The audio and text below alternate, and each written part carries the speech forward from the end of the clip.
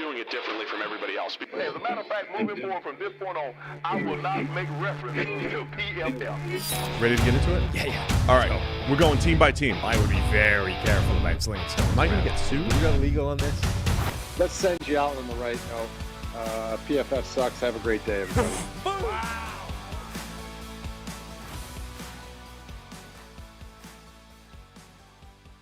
Welcome into the PFF NFL podcast. Steve Palazzolo, Sam Monson. We're live on YouTube, and it is day 4 of our division by division NFL draft recap. We're on to the West's AFC and NFC. Just 8 teams remaining to discuss here, Sam. Let's go. Almost done. Then we can take a break. Nah. And it's nap time. Nap time. No, this is never going to end. We're going to prolong the draft content as long as possible. I believe the late Mike Renner is going to join the show coming up on Monday. From beyond the PFF grave. That's right. So I think he's going to join us on Monday with his draft takes. Remote, though, right? Because we don't let him back in the building. Remote. He cannot be back. Key fob no longer works. Got it. So we'll get him remotely here on Monday, and then you're leaving. So I'm going to try to do a show by myself next Thursday or with a guest. So let me know if there's any special guests everybody wants to hear. I do think that you doing like a solo mailbag, Bill Burr style, just by yourself would have some entertainment value to it. We just have a stack of mail for Big Goofy and just Big Print Goofy it out, answers questions. Undo the envelope and read it out. Big Goofy answers your questions live on the air. I'll answer everybody's questions next week, next Thursday. So if you have questions specifically for me, I'll answer them next Thursday. I might try to see if I could find an old friend, a Rick Spielman, a Greg Rosenthal. We'll see if those guys are around or if they're also, hibernating post-draft. An old friend. So we'll sort that out. We'll be down to 2 shows next week, Monday and Thursday. But for now, it's AFC West time, Sam, starting with the Denver Broncos. Got my trusty composite grades. Where's this coming from again? Rene, Bugner. Yeah. At RNBWCV on Twitter. So this is pre-Thor. I've mentioned Thor on every show. This is pre-Thor. Right. I don't know if that changed the GPAs, if there's an updated version. I don't know, but I printed it out. And so the composite grading scale that has about 20 different sources here, that's what we're referencing. And so on the composite, the Denver Broncos come in 28th. Oh, hang on. There is an updated one. There is. There is. So this one has 28 people on it. Wow. Oh, let's pivot to this one. Here, I'll send it to you. Can you print it and get it up? No printing. You're going to have to work digitally. I like the hard copy, like the rest of the human population. All right, so we're Thor did, in fact, adjust things, as did Evan Silva with a couple of Fs in there. Look at Evan getting out there. That's good. So Evan, okay, just so we know, Evan had Fs for the Panthers and the Falcons. People really hated the Falcons thing. Yeah. I knew Thor would. Yes. But he does it based off the players that he likes. Two new people, 2 of the 8 new people are harsher than Falcons fan Charles McDonald, who gave them a D-. So here we are. So Denver's down to 29th on the composite here. It ranges from A- per PFF down to D. Thor gave the Patriots an F. Did he not like Drake May? No, apparently not. He was a J.J. McCarthy guy. So anyway, Broncos. I liked the Broncos draft. Of course, it starts with Bo Nix, and say what you want about Bo Nix. I mean, look, I would not, in a vacuum, want to take Bo Nix at 12. Right. This was you need a quarterback type of play, and we don't have a second rounder to get one. Yeah, but so this is the interesting process discussion. Number one, do we buy the idea that Denver thinks that Bo Nix in a vacuum was, like the conversation we've had for Michael Penix, right? Part of it hinges on the Falcons evidently believe Michael Penix Jr. was a lot better than the consensus, which put him in at number 31 overall. Now, Bo Nix was number 35 overall, so same kind of area, and he went a few picks later. Do we buy the same argument for Denver and Bo Nix and the fact that the NFL was with them, right? Because that's part of this. Not just were you independently of the opinion that he's way better, but part of the Falcons' backup is that a lot of the league seems to have felt the same thing. Do we think, A, Denver is of the same opinion with Bo Nix, and B, the rest of the NFL was along with them, and actually it's just the outside world was lower on these guys? Or are we dealing with this is the 2024 version of Christian Ponder, Jake Locker, that class of QBs where they just got pushed up to an area they never belonged? I think people really liked Penix. I'll tell you, here's what we know. We know that multiple teams value Drake May including the Giants and the Vikings. We're pretty sure about that as far as who was trying to trade up. Yep.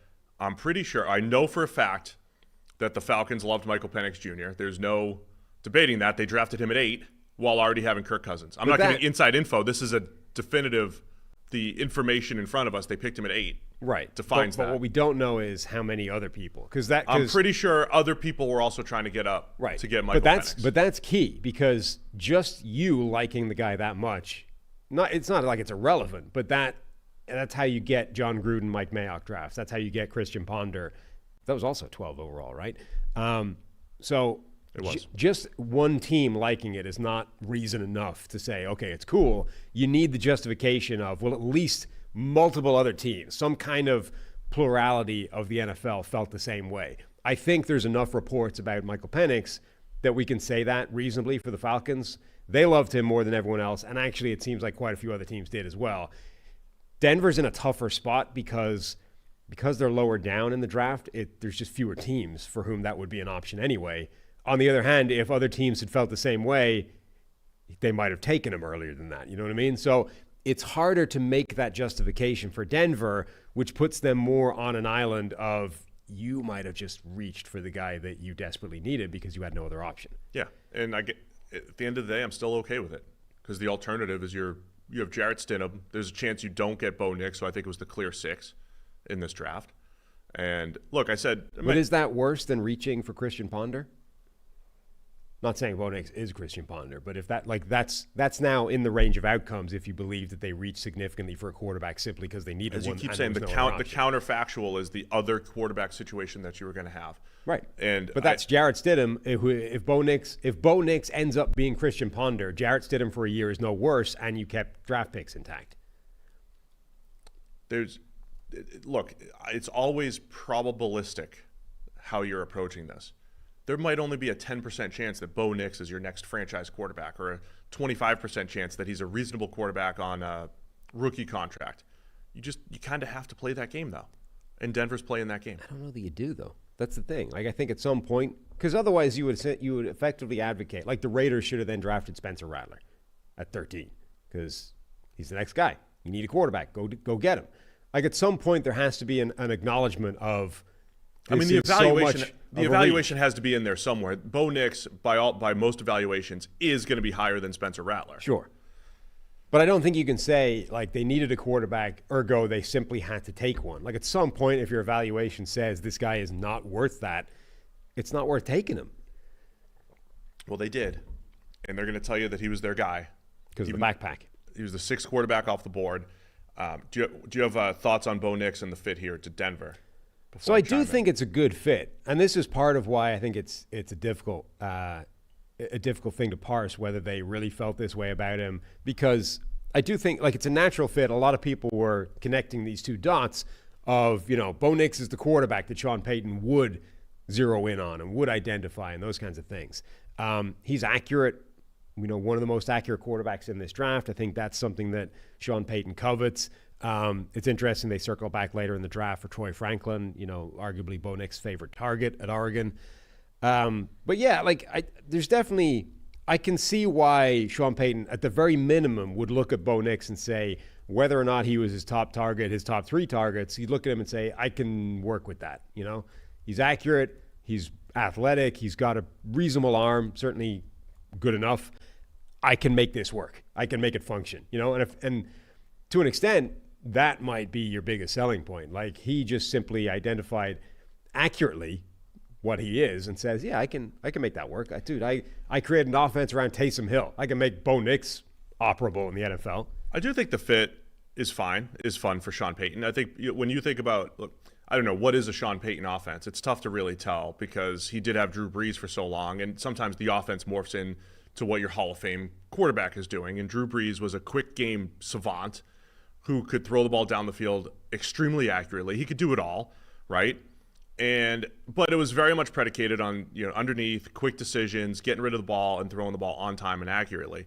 So if you want to say, hey, that's what Sean Payton's offense is, fine. I don't know that that's really what it is, because all we've seen since then is like a little bit of Jameis Winston, a little bit of Taysom Hill, and a little bit of Russell Wilson in this offense. Teddy. And who? Teddy. And Teddy, right? Like Teddy has a back. Teddy was running the Drew Brees offense as his backup. But I would say Bo Nix, of all the guys that Sean Payton's had, is probably the closest stylistically to Drew Brees in what you would want. And the last time I get to make this statement, till the next time I do it, Bo Nix in college went from playing like Jay Cutler to playing like Alex Smith. When he was at Auburn, as I pull up some data points here, he was in the 11th percentile at avoiding negatively graded plays. Horrible, right? Throwing the ball to the defense, missing throws left and right, and he wasn't adding a whole bunch of positives. And then he goes to Oregon, and his final 2 seasons of college, 98th percentile at avoiding negatively graded plays, and 99th percentile in sack rate. I'll say this. Well, let me just go to the negatives. As in avoiding sacks. One of the best that we've seen at avoiding sacks. Now, those things go hand in hand, right? As you know, they might correlate to the next level pretty highly or whatever, but those go hand in hand. The fact that the Oregon offense got rid of the ball so quickly, it was a very much underneath-driven offense, but Bo Nix ran it extremely well. So that's why he avoided negatives. He didn't miss a lot of throws. He didn't take a lot of sacks. I will say that about Bo Nix and Michael Penix. For the analytics folks who were one-issue voters oftentimes throughout the single-issue voters, right, throughout the draft process, like just look at sack rate.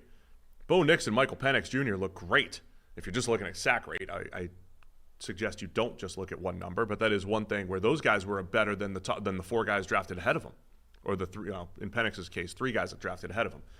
Say of all the first-round quarterbacks, Bo Nix and Michael Penix Jr. were the best at avoiding sacks. So Bo Nix has played a similar kind of offense that I think Sean Payton wants to run. So at least through that lens, I think it's a nice fit.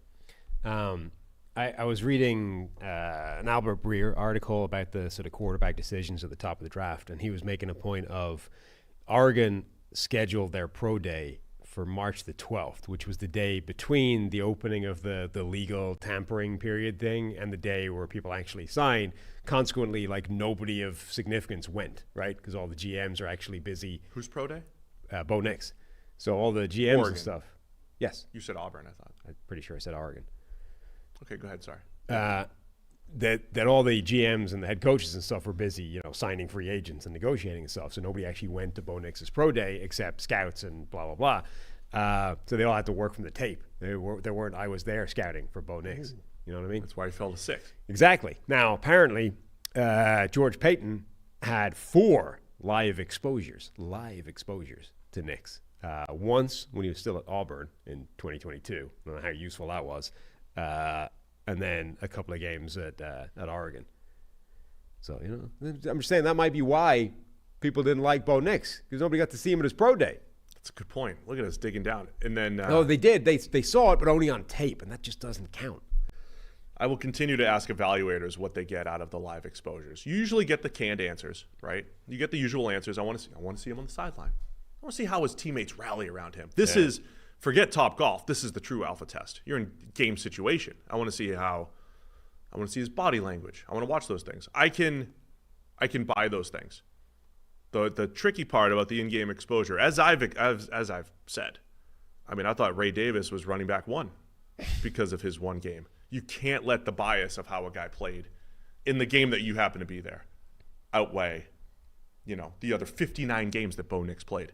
Yep. I mean, chances are the dude played 60 games. Chances are you're going to have a few live exposures if you go to any college football games. Bo Nix played in half the games over the last 5 years. And then with 60 games, you would assume some of them were good. Yeah, and four is not that many. Right. In the grand scheme of things. Anyway, I like Bo Nix as far as the fit for Sean Payton. I think Denver had to make the move anyway. I think you and I liked their next 4 picks too. Jonah Ellis, the edge out of Utah. Troy Franklin, the receiver out of Oregon, again, who we were calling for in the late 1st, early 2nd. Chris Abrams-Drain, the cornerback out of Missouri. And then Audric Estime, the running back out of Notre Dame. Yeah, Jonah Ellis, I think, is a really nice pick.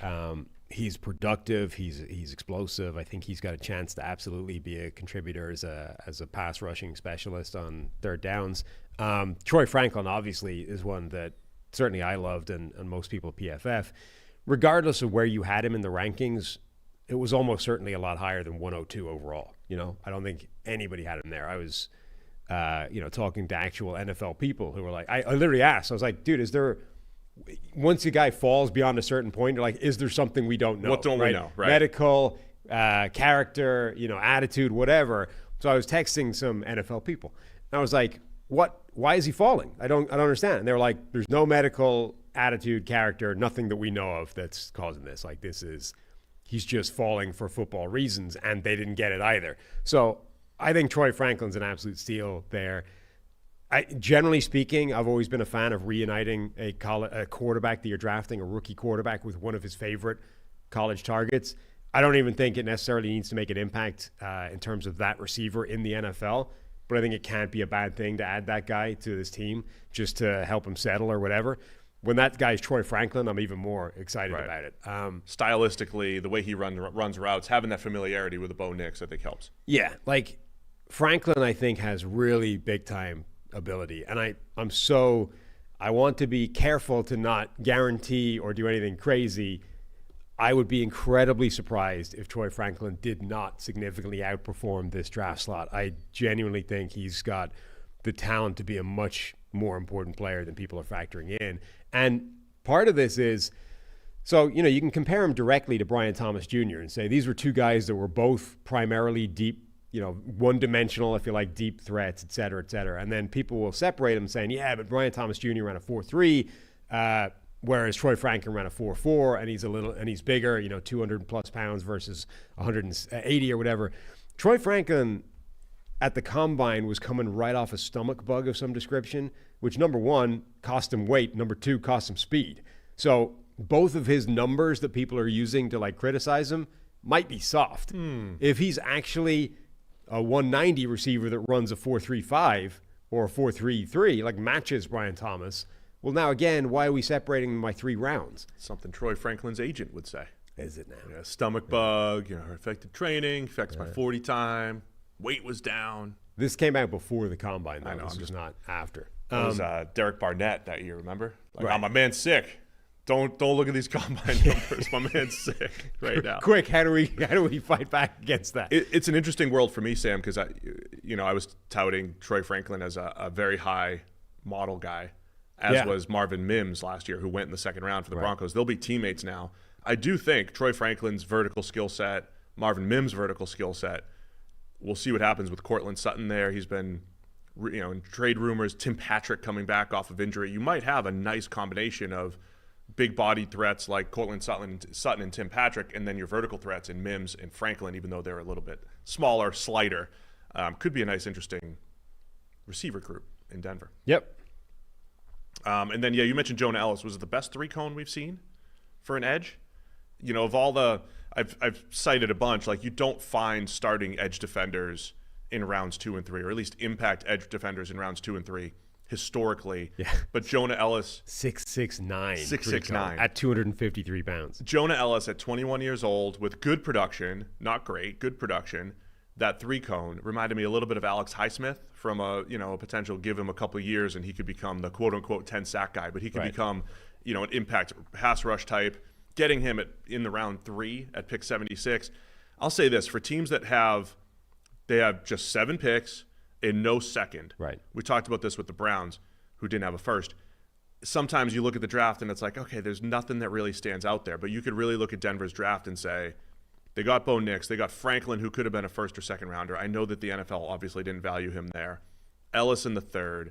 Abrams Drain, I think I could have taken as high as the 3rd. I think they got all those guys in a really good high-value spots. Yeah, I wrote down on my notes for Jonah Ellis that he is my mid-round pass rush want. He's the guy I would identify in those mid-rounds, which admittedly, you've pointed out before, does not have a particularly good track record of finding guys in those. He's the guy I would want. He's twitchy. He's got good quickness, burst.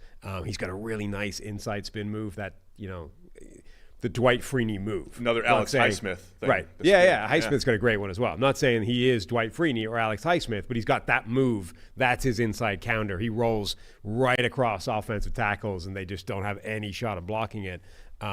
He's got some strength concerns at that size, but as a pass rush specialist in that area of the draft, I think it's a steal.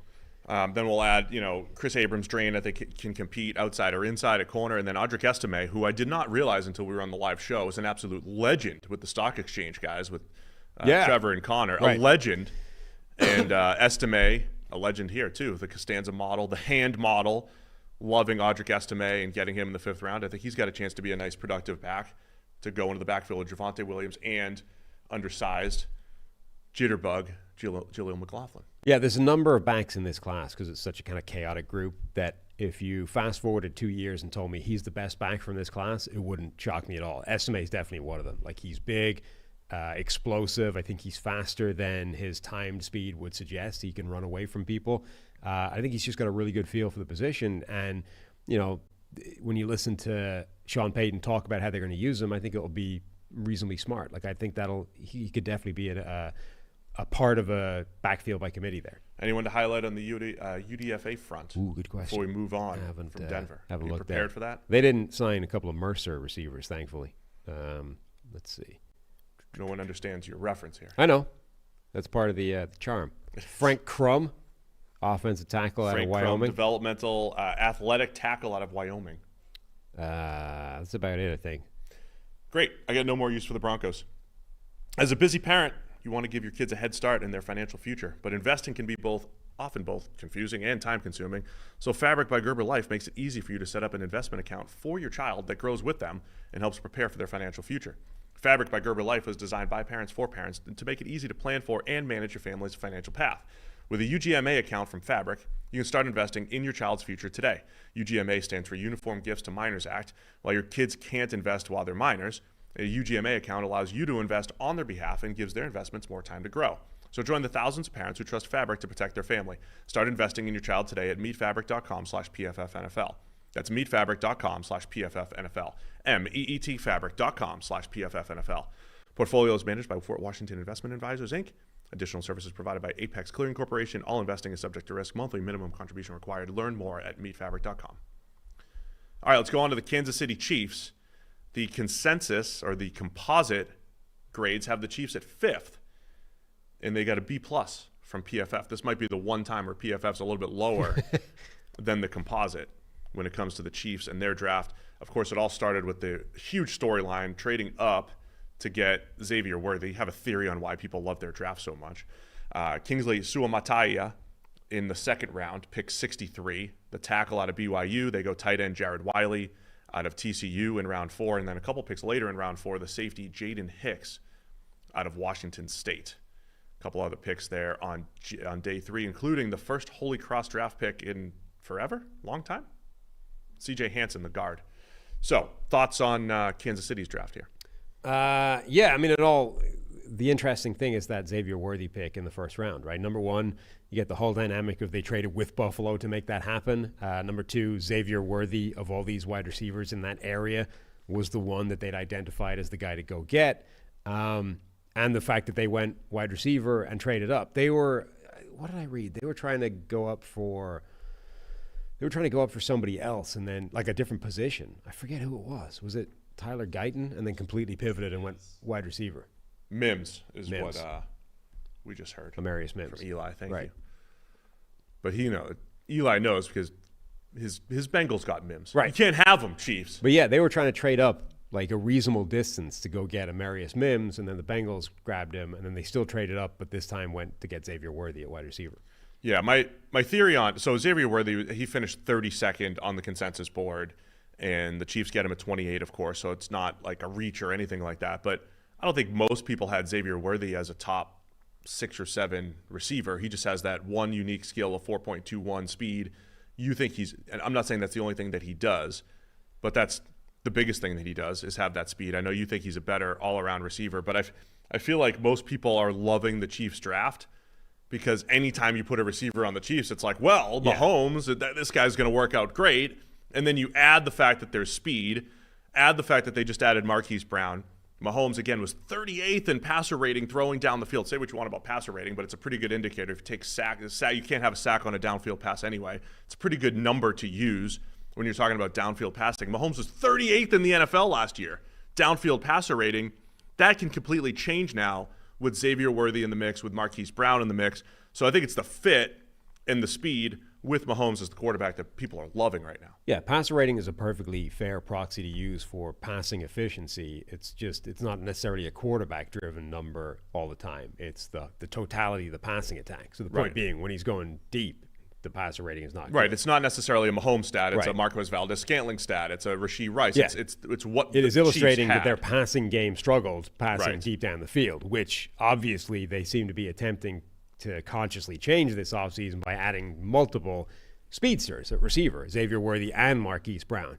Andy Reid, I listened to some of his press conference. He identified some of the same things that I did about Xavier Worthy, which is, he may only weigh 165 pounds, or at least weighed 165 pounds when he ran his 4.21, but he's stronger than you think, or he's at least more physically aggressive, and he doesn't play the way like late career Isaac Bruce did, right? Where he would run until there was a chance he would get hit, and then he would just drop to the ground like a sack of potatoes. Xavier Worthy attacks weak shoulders and tries to get more yardage at the end of every play. And okay, he's 165 pounds, so it's not like he's going to break many tackles, but he does fall forward through contact and get a couple of yards that maybe wouldn't have been there if he just played, like a 165-pound guy. So, I think he's obviously got speed, but he's got quickness and route running as well. He can separate underneath and laterally. Clearly, he's got a crazy second gear when the ball's in the air with that speed. Like, he can just run under it. Very difficult to overthrow him. I think Xavier Worthy can absolutely be a first-round caliber wide receiver and make a big impact. He reminded me a little bit, a lot of the same things of Jordan Addison, where he's just kind of good at everything, except unlike Jordan Addison, he's got the one special trump card. Like, oh, and by the way, I run 4.21, which is something Addison didn't have in his bag of tricks. I don't think he's as good of a receiver as Jordan Addison. I don't think he's as good, but Addison was getting, like, most people had Addison ranked 2 or 3 in their wide receiver rankings last year. And when you sort of read a lot of the analysis, it was like, he's just not great at anything. There's no special. I'm scared of the size. He's not very fast, et cetera, et cetera. Now, Addison was faster, I think, than his 40 time would lead you to believe. But the point being, like, the strength and the size thing just didn't matter, right? Addison plays bigger than that. I think Xavier Worthy plays bigger than that. And like Addison, he's good at a lot of things. But unlike Addison, he's got the one absolutely special thing of, I run a 4.2 and you don't. So the one other thing I wanted to add here, obviously Worthy with the deep speed. I love that combo with Marquise Brown. This is, even though the Chiefs may have been trading up for a tackle, it's an interesting strategy here, right? We've talked about numerous teams over the last couple of years in the receiver/tackle market in the same draft and how they handle it, and the scarcity of tackle prospects, the plethora of receiver prospects, and how you go. So I think this ends up becoming the story, right? Knowing that they were trying to get up to get Mims, who's probably more of a top 5 tackle in this draft, they land with more of a top 10 tackle in this draft in Kingsley Suamataia from BYU. He's got a chance to come in and compete at left tackle with last year's third rounder Wanye Morris. Skill set wise, if you look at the PFF grading, I think with offensive line, it's really 2 distinct skill sets, right? It's how well do you pass block, how well do you run block. Suamataia has pretty distinct splits when it comes to his pass blocking and run blocking. He's been solid in pass protection. He's got good size. He's tough to get around, uses his hands pretty well. Overall, he handles power extremely well, given his size. I was surprised at how inconsistent he was from a run game perspective. And a lot of that, I think, is he's a tick late, whether he's asked to pull, whether it's on zone, pad level wise and everything. So bottom line for me is I think the Chiefs have 2 tackles with similar profiles stylistically, which is Juwan Taylor, and then if Suamataia is going to step in at tackle, that they both are better pass protectors than run blockers. And I know most people would say, hey, in today's NFL, that's what you would want. But the run game stuff does matter. And I do think as strong as the Chiefs are in the interior with Joe Thuney, Creed Humphrey, Trey Smith, from run game perspective, they're working, I think, with 2 tackles who are not great as far as the run game goes. And look, the Chiefs protect them more than anyone else, the way they spread to run. And you have to account for Mahomes. They'll be protected, but it's just something to keep an eye on what they're rolling out there with at tackle that coming in this coming season. I also wonder if the Chiefs are still in the market for offensive tackles, the veteran guys. Like, would they sign? I mean, it's one of the number of kind of vaguely capable offensive tackles that are still out there that could come in and man the position for a year. I imagine while that they you would develop. be, rather than completely relying. Like if it was Amarius Mims, they might just say, okay, you're a first-round caliber player, go get him. Sua Mataya in last year's third rounder. Wande Morris had a 55 grade last year. That was when he played. I know he held his own for a third rounder, but their offense started to struggle when he was out there. I'm not saying it was his fault, but they did coincide. So I could see them looking the veteran route like they did last year late with the Donovan Smith signing. Jared Wiley's a good athletic tight end. Some Travis Kelce insurance there. Future-proofing at the position. Yeah, I really like Jaden Hicks as well, the safety from Washington State that they signed. He's a big-bodied safety. Like what is he? Massive. Let me find his I pegged every stats. year I'm looking for the quote-unquote 6'2", 211 was what he listed at, but he's big. Like you watch him on the field, his tape, like he stands out as an obviously large defensive back in the backfield there. He's got length, really good ball skills. Like he can shrink windows underneath. His movements can look a little bit stiff and mechanical, but I'm not convinced that they are necessarily. Like he had a 6.88 3-cone. He can change direction. doesn't feel like that on the field. No, but it's. I think a part of that is because he's such a big, large, freaky frame that it just looks clunky. Because you're used to seeing, it just looks awkward, right? When you're that, when you're used to seeing 6 foot, 185, 90 pound defensive backs, right? And those guys move slightly differently than guys that are significantly larger and longer, and it just looks not as clean. And I think that's what Jaden Hicks is actually working with. It looks worse than it is. And I honestly think that's part of why he fell, that, people are looking at that and going, ooh, I don't know if that changed the direction. I think that's a little bit awkward, but I actually think he can do that pretty well. Now, the counter to that is the 3-cone was amazing. The short shuttle was kind of cheeks. So, which is he? You know what I mean? Is he a guy that I think he's somebody that can actually move quite well in short areas, but if you need him to like completely reverse field, completely reverse the momentum, you get some problems. Yeah, I know Dane Brugler loved him relative to the other safeties in this class. I think he had him as safety 1. He is a big hitter. When he's in a robber role, I think he can make an impact in the NFL today with however much you can get away with hitting people over the middle of the field. I always look for the quote-unquote tight end eraser, though. Yeah. Those types in the draft, the guys with size and some physicality to maybe match up one-on-one with tight ends. And I pegged Jaden Hicks as maybe the best in this class as a tight end eraser type. So then I'm thinking forward to matchups. Where is that going to show up in the biggest games? That's Dalton Kincaid against Buffalo. That's Mark Andrews against the Ravens. I think there's a specific Jaden Hicks role that works really well for this Kansas City offense. And it fits as well because despite his size, I think he's actually a better coverage player than he is a run defender. And former corner, I believe. I don't want to misspeak here, but I think somebody that you do want closer to the line of scrimmage as well. So that does kind of put him in that tight end eraser type of specialist role as a DB. That's all that stood out to me as far as the Chiefs draft goes. Hunter Norzad, I know Trevor liked him a little bit. The center from Penn State, add some depth there. Kamal Hayden from Tennessee, the cornerback. Rounding out their day 3. So Carson Steele is a guy that jumped out from their undrafted free agent group. The other thing that jumped out is simply the volume of their undrafted free agent group. They signed 26 undrafted free agents. Wow, that's a massive. That's insane. I also, number. if we're finished with Kansas City, I can't believe I forgot to mention this for the Broncos, but Denver has signed an undrafted free agent wide receiver out of Alabama State named B.J. West, who measures 5'8" and 142 pounds, which is roughly the equivalent of your leg. The other interesting element of B.J. West, in addition to being one of the lightest human beings you're going to find anywhere connected with football, is that in his 6-year career at Alabama State as a, remember, quote-unquote, wide receiver, he had -5 receiving yards, which didn't all come on one play because in 2 years he had negative receiving yards.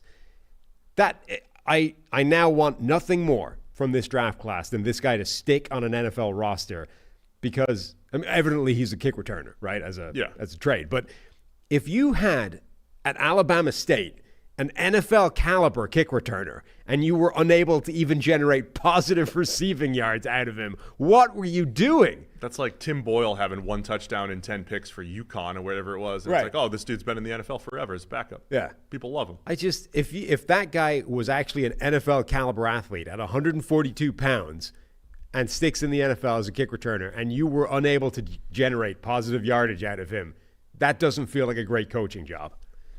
Could be a great story. And no more use for the Chiefs. 142 pounds, dude. Or the Broncos UDFAs. I outweigh that guy by 40 pounds. Yeah, it's one of my favorite things is when you compare yourself to NFL players. 40. For perspective. Yeah. You outweigh him by him. 140. Right. You're twice his weight. More, maybe. Depending on what the scale says on a given day. Depends on the scale. All right, let's move on to Las Vegas Raiders. The Raiders are going to finish in the new composite here, 24th, B+ per PFF. Starts with Brock Bowers at pick 13. And then Jackson Powers-Johnson, the center/guard out of Oregon. Delmar Glaze, the tackle/guard out of Maryland.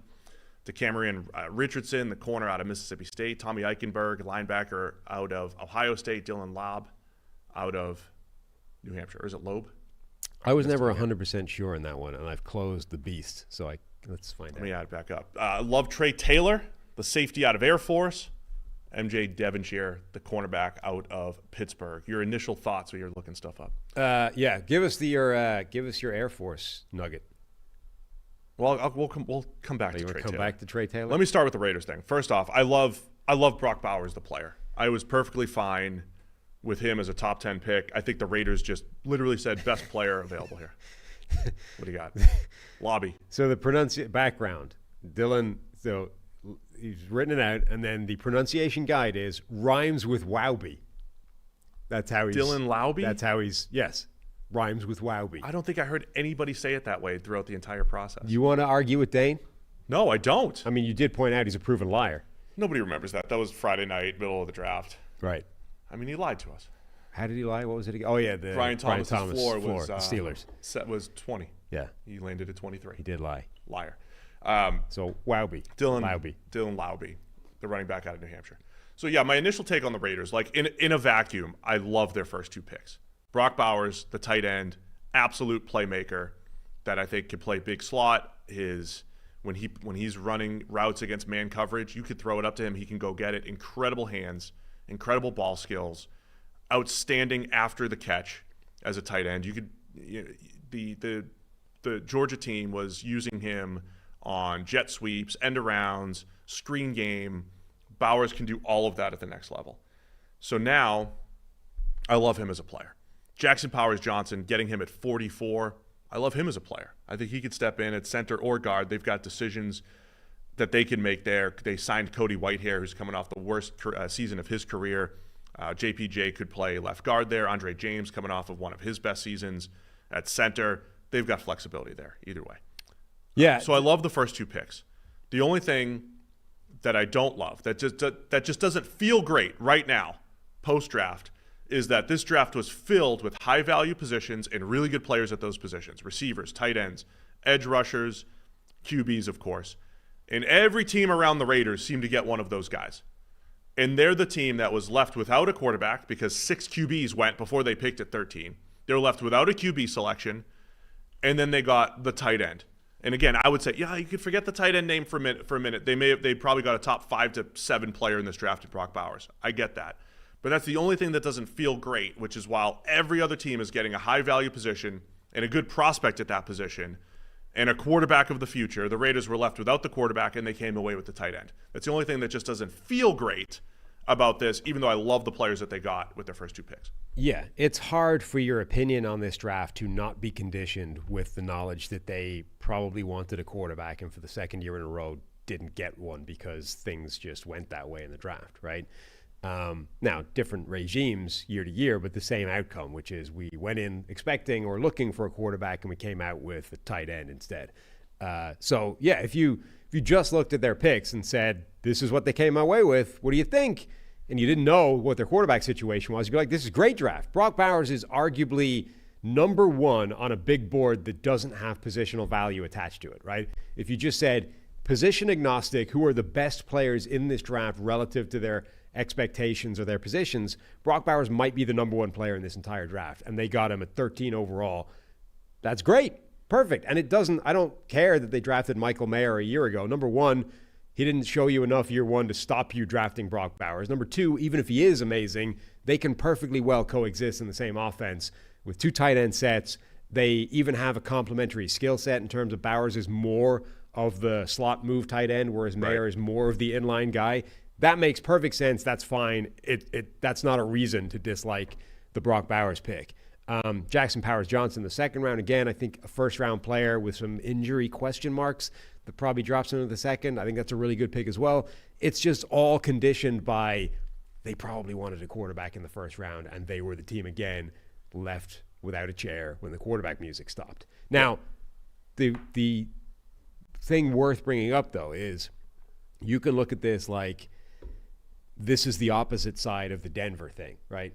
Denver effectively, potentially, we don't know where he ranks on their board, but Denver potentially did the Christian Ponder, Jake Locker type desperation move of, we need a quarterback, they're all gone, just grab the next guy.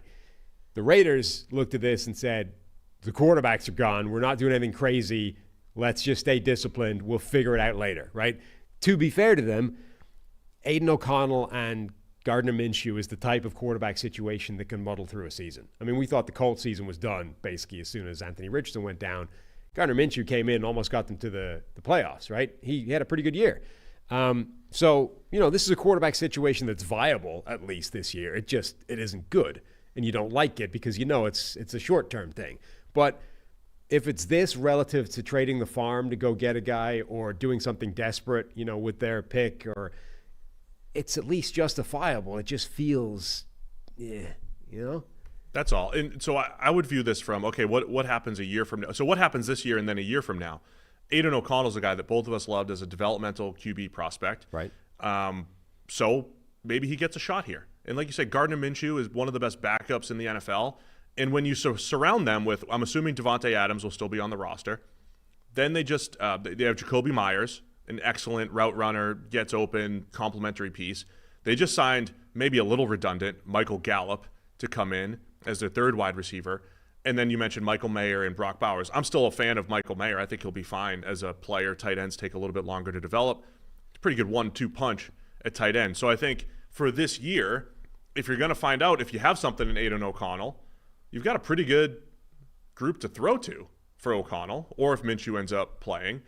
And then a year from now, again, let's assume Devontae Adams is still here. I don't know if he's going to be gone by then. A year from now, you've got pieces in place that if Dak Prescott is a free agent, or if you're trading for a quarterback, or you're drafting the next quarterback, or whatever it looks like, Bowers helps the infrastructure there. So, look, I think there's the long-term aspect of Bowers and JPJ helping this offense.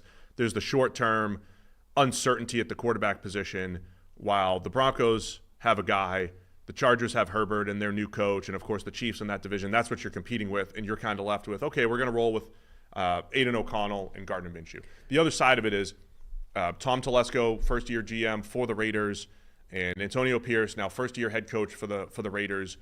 There's turnover here, so are you expecting to have everything in place in year one? Probably not, so you have time to get there. So that's I like the players that the Raiders got.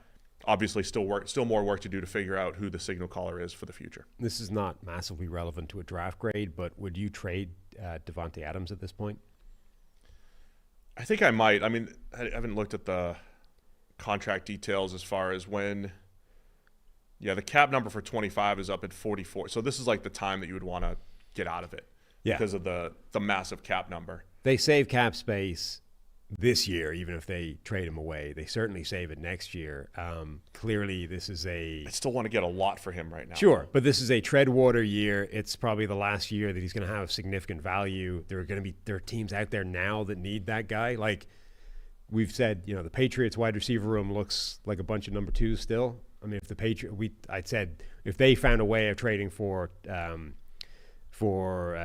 Ayuk, it would be great. But Devontae Adams, a shorter term answer, but same thing. Like they're in the kind of mode that the Titans found themselves in last year, where it's like you need to put something around your young quarterback, otherwise he's got no shot. Right. They tried to add some pieces. They still have a work in progress. Like if New England was able to swing a deal for Devontae Adams, even as a short term thing, that gives Drake May a better chance of succeeding.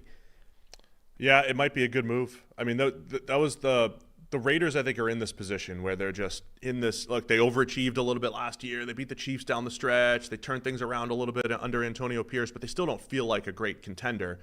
And it's because a couple of years ago, I think they played that halfway game, right? It was like, we're going to rebuild. We got a new regime. We're starting from scratch. And, we're going to trade for Devontae Adams as well. And so they did both. And so now it's another chance to kind of reset. We don't have our quarterback yet.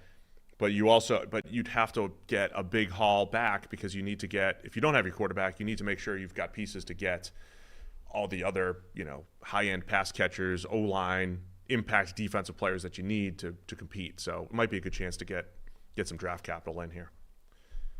Beyond that, I thought Delmar Glaze was a little bit higher than expected on the draft board there. I think he's got backup tackle potential. I think he's a better tackle maybe than guard. Tommy Eichenberg I love in the 5th round as a productive linebacker. I think Laube has a chance to be a pass game contributor at running back. And then Trey Taylor, Ed Reed's cousin. Yeah, there you go. Safety Trey Taylor out of Air Force. As I tweeted a couple weeks before the draft, I said, man, I want this dude on day 3. Flies around the field, very productive football player, model guy that you could steal at pick 223 in round 7. Absolutely love that pick. Laube rhymes with Wowby. He could be a serious factor in that backfield. Remember, they lost Josh Jacobs, obviously, in the offseason, so they have Zamir White and Alexander Mattison ahead of him on the depth chart. Number one, neither of those guys are amazing as receiving options, which is where Laube is going to make his first impression.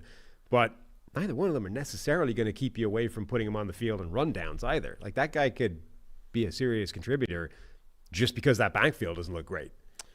Yeah, so I like a lot of the Raiders draft. I think they got solid contributors. As we've said this whole time, there's not a whole lot of drafts where we're just like, ooh, this is terrible. Most seem reasonable. It's just a matter of the Raiders have uncertainty at quarterback, whereas almost every other team in the league either has the quarterback or at least a new guy to bring some hope. And I'm an Aidan O'Connell fan. I'll just say this. I don't hate the idea of seeing Aidan O'Connell for one more year. I'm just saying also in recent history, we've seen Desmond Ridder, 3rd-round pick, showed some stuff, got a full year, didn't work out. Sam Howell was the same thing. 5th-round pick, Let's just roll with him. Let's see what he has. It didn't work out. I'm good with taking those shots, though, because if he does hit and Aidan O'Connell takes a big step forward in year 2, it's like, okay, now he's our guy and he's on a rookie contract. There's some value in that. In every other game, Aidan O'Connell looked like the dude. Remember, he was like, good game, bad game, good game, bad game. He's shown some stuff. I'm okay with seeing that, but clearly you want to get maybe some more QB options in there to hedge your bets, like maybe the Falcons did. Yeah, and from a fan point of view, just from an interesting neutral observer's point of view, I love seeing those guys being given an opportunity because it's data that you don't normally get. We're always in this world where the backup quarterback is the most popular guy, for fans. They want to see him, and usually it doesn't happen. It's just it's this sort of theoretical construct, right? Oh, what if Sam Howell got a whole season starting as this 5th-rounder that we thought had first-round talent a year before the draft, and they finally gave him a shot like that, and then, okay, it didn't go that well, or it started off nice and then tailed off, but we got to see it. And you don't normally get that. So, yeah, I'm from a selfish kind of interested observer point of view, I love seeing Aidan O'Connell being given a shot. On the other hand, as an actual analyst, you're like, yeah, there's probably not much chance that works out. Interestingly, they signed Carter Bradley, the South Alabama quarterback, as an undrafted free agent. He's a guy that some people liked in the draft as, the second, 3rd tier down, but a guy that people had identified as someone you would want to draft, and he goes undrafted, and they add him to that room. Our model says? I think I had him. So I do have a QB model. It's just not something you want to, really crush. So the 0th percentile model guy is Tim Boyle, historically. I'm trying to see. I think I had Carter Bradley super low here. Super low? Very low, yeah. Okay. I'm not trying to call it out, but it was low. Okay. Where was people liked him, though. Where was Aidan O'Connell? Where was Bradley on the consensus board? I don't know. That's one thing I don't have on my printout that I gave you. He ranked 290 on the consensus board. Yeah, good. Anything else on the Raiders? I don't think so. What pick did Walt like the most so we can trash it? Walt loved the first 2, I believe. Brock Bowers and JPJ. Okay, well then forget everything we said about them. They're garbage picks. Hate those guys because of Walt. Yeah. Walt is very disappointed. Very disappointed that they didn't get Michael Penix Jr. Oh. I think he was expecting Michael Penix, and they didn't get him. Mm-hmm. Falcons' fault. When am I monetizing the model? When the NFL, listen, NFL, when you guys are ready, come calling. You'll monetize it right now. Somebody throw some money. Yeah, at you. I mean, you want to double and triple your hit rates? Yeah. Email me, call me. Let's do it. See the email down the screen there. Just fire it right in. Go there. right there. NFLpodcast@pff.com. I don't want to split with you though. It's all me. I could be your manager, negotiator. I really just need somebody to better visualize my data. So if you want to do that, I can't do that. No. I'll give you 5% cut if you No, can I can't do that. visualize it a little bit better than I do. No, not your guy. All right. Well, email me anyway if you want to help with that. All right. You got no more use for the Raiders. Los Angeles Chargers. Where are they on the consensus thing here? The composite has the Chargers 7th overall, A for PFF. I do think they did have a nice draft. They kicked it off with Joe Alt.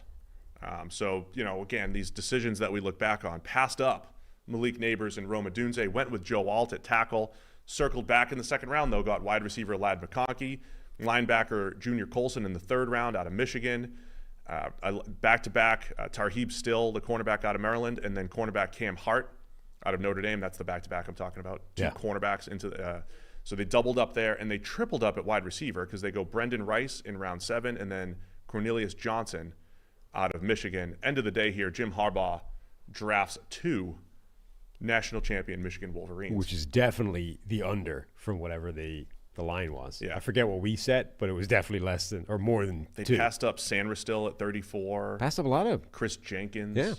I thought they might grab one of those guys. But I love those first 2 picks, Joe Alt and Ladd McConkey. Going back to this, how many of these conversations have we had the last couple of years?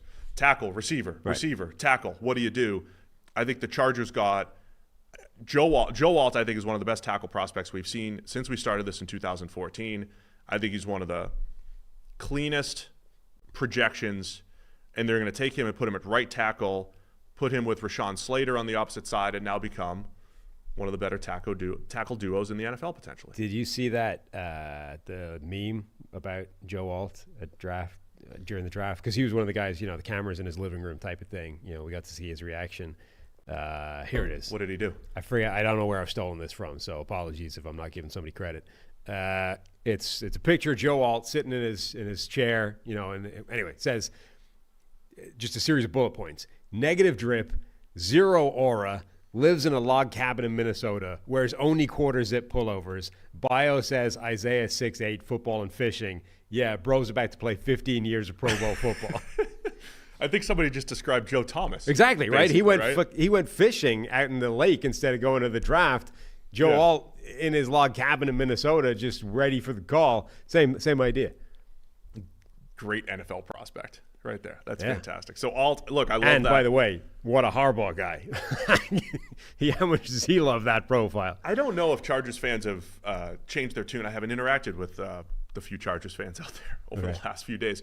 But I do know when pre-draft, when they were faced with the decision of Joe Alt from Notre Dame or a Malik Neighbors, incredible playmaker on a team that has no good proven receivers. I know Chargers fans really wanted Malik Neighbors. I'm generally on the team that says, give me the playmaker, and I would be thrilled to see what Justin Herbert and Malik Neighbors could have done together. But I also think Joe Alt is fantastic. And here's the other thing I'll say. When we go back, I tweeted this out before the draft too, when we go back to the Jamar Chase, Penei Sewell debate, you look at PFF WAR, you look at the success of their teams, it really has been a wash. And I think we're looking at similar level. So Jamar Chase, Penei Sewell has been just about a wash as far as value. Which makes me correct at the time. That's what you said. You nailed it. Said, look, can't go wrong. Pick whichever one you fancy. I still prefer I still would have gone Chase. Sure. And I still think there's probably a tick more upside, right? And we're a couple of plays away from an actual Super Bowl for the Bengals. But it's been pretty much a wash using WAR as a proxy. You could argue that Penei Sewell is more valuable because maybe there's fewer tackles that provide that type of value, however you want to do it. But I think we're looking at similar caliber prospects here. I think that's a good proxy of Joe Alt equals Penei Sewell, Malik Neighbors equals Jamar Chase.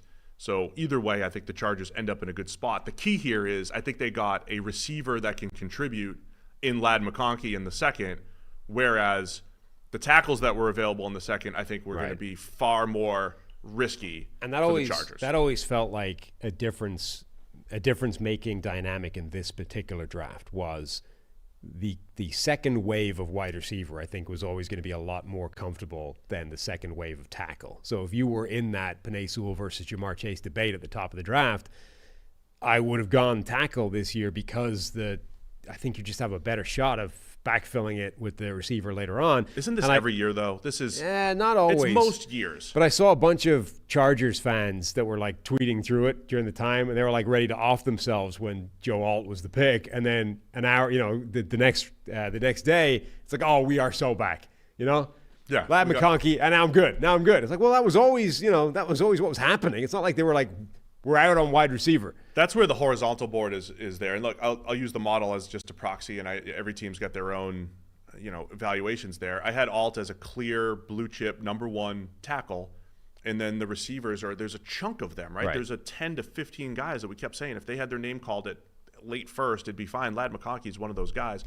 So Ladd, I think, brings the depth chart that the Chargers have now with Ladd McConkey, Quentin Johnston, and Josh Palmer. I mean, it doesn't feel great, but I think you can't solve everything in one draft. So you got Joe Alt as the starter. I love that. And then Ladd McConkey with his speed, change of direction, the speed at which he runs his routes, gets in and out of his breaks. I think he could do some serious damage on the outside or in the slot. Still more work to do at receiver, though, for the Chargers.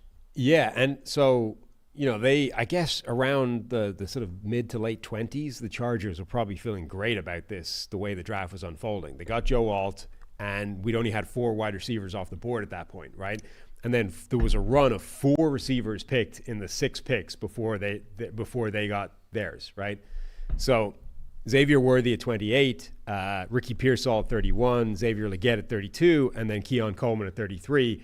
Those guys all went off the board right before the Chargers' second pick came up, and they ended up selecting Ladd McConkey. So another one of those unknowable counterfactuals, or even just pieces of information. Like, on how many of those receivers were higher on the board for the Chargers than Ladd McConkey? How much was Ladd McConkey a sort of settling pick as opposed to the guy they had identified all the way along?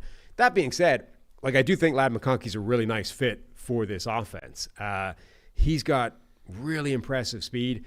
I've said a lot of times, to me, there are like 3 phases of speed, right? There's instant acceleration, the burst off the line, the first 10. Then there's the build-up phase, and then there's how big is your top-end speed? How fast are you at full clip? Ladd McConkey is amazing with the build-up speed. Like, his second phase, he just eats up a cushion and really terrifies defensive backs. And then the thing that really separates him from everybody else is he is able to snap off breaks, route breaks laterally instantly. Like, his lateral cuts, his ability to cut on a dime on a dig route or a comeback, or those blaze outs that he runs are absolutely sick. So I actually think it's quite a nice, Quentin Johnston's had a sort of the kind of rookie season that would make you question whether he's going to be anything going forward at all. But if he is, his skill set complements McConkey quite well, I think. It's a receiving combination that makes sense, in addition to just a player being added that makes sense. Yeah, McConkey, I keep mentioning speed there, and I know the measurables, 4.39 to go with a 20-yard shuttle of 3.97 and a 3-cone of 6.72. That's 98th percentile, 92nd percentile change of direction. You don't find, and this is just like when I was watching him on film, you don't find guys with speed and the ability to get in and out of breaks that often. So I love that about McConkey. And it kind of, the on-field metrics kind of back up what you're saying. His top speeds don't pop. They don't stand out. But he's 100th percentile gas in 2022, 98th percentile last year. It's all the other acceleration, middle of the route.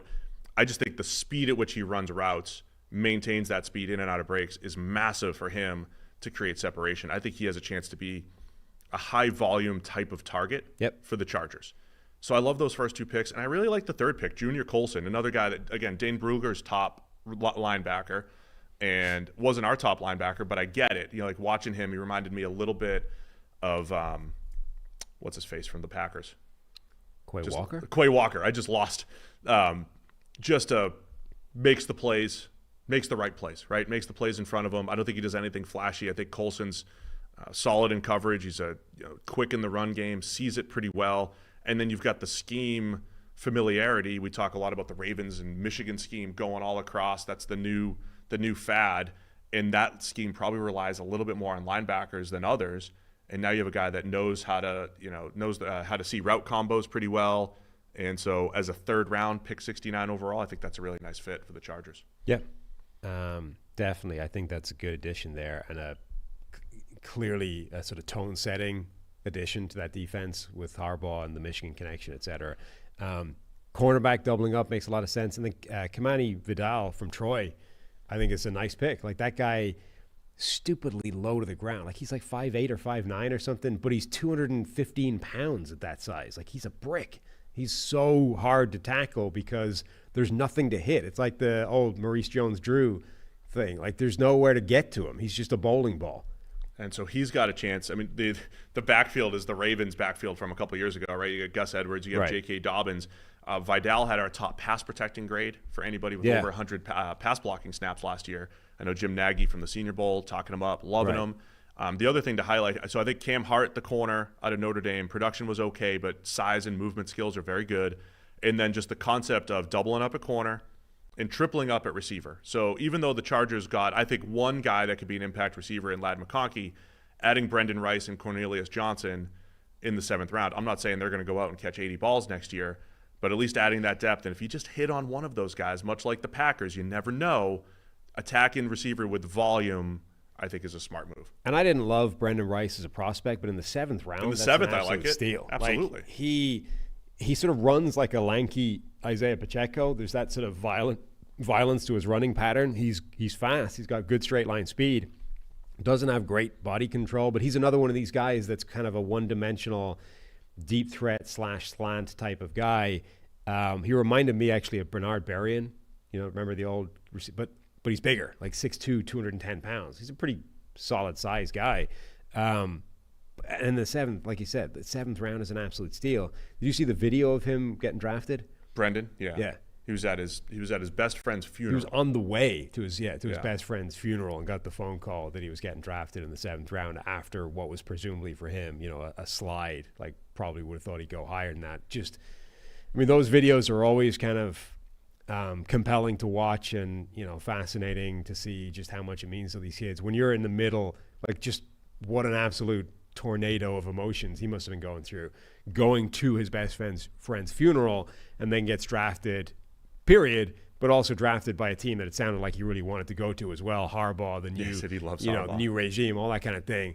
Just incredible sort of range of emotions from him then. So rooting for the kid now. Yeah, no, I have to say, I mean, I know we have to be objective and we're trying to give our analysis on the good, bad, or indifferent when it comes to the draft, but the human element stories are always fantastic. Like Darren Sproles last year getting drafted by his dad and everything. There was some, not Darren Sproles. Darren Sproles? Where did that come from? The other short Kansas State guy. Wow, Darren Sproles. That's the most racist thing you've ever said. You're just anti-small. They're all the same to you. All small people look alike. Short plus Kansas all State. All people 5'9" and below are just the same to Steve. What's his name? They're just the little people. Listen, in my old age with 4 kids, I'm losing names a little bit more. I only have so many names in my head. That's absolutely disgraceful. Correct me, the Dallas guy. You can't even think of his name. The guy in Dallas. I don't know if, is this a warning sign? Like, I am starting to forget a few things here and there. Names. That's shocking behavior. Where is it? He's not even on our top 4 in the depth chart here, so I can't even get him from our depth chart. He's going to play more than that. Kansas State guy, Deuce Vaughn. Just cut that out of the show. Nobody will see it. I got no more use for the Chargers. All small people are just the same human to Steve. Any UDFAs? They're just somebody who doesn't even think about it. UDFAs. Who are we talking about? The Chargers. Just a short guy. The other short guy. The other short guy. Oh, how many Michigan UDFAs were there? That's a question. There's one. Carson Barnard, Michigan, offensive lineman. That might be it. Only one Michigan UDFA. We used to think that Pete Carroll was going to bring all his USC guys in, and he never did. Never did. Just Mike Williams. After the fact. BMW.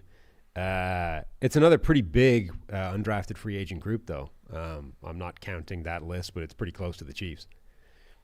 Excellent. I got no more use for the Chargers.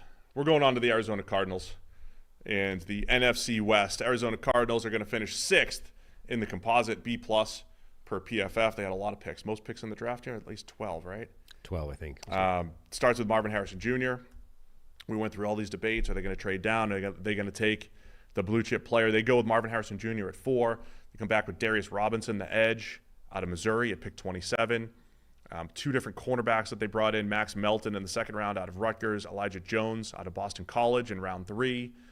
A couple Illinois players, Isaiah Adams, going to probably play guard, Tip Ryman, the tight end, in back-to-back Illinois guys in round 3. Trey Benson, running back at Florida State. Xavier Thomas, a guy that Renner loved as a draft prospect like 6 years ago as a freshman when he was in Clemson.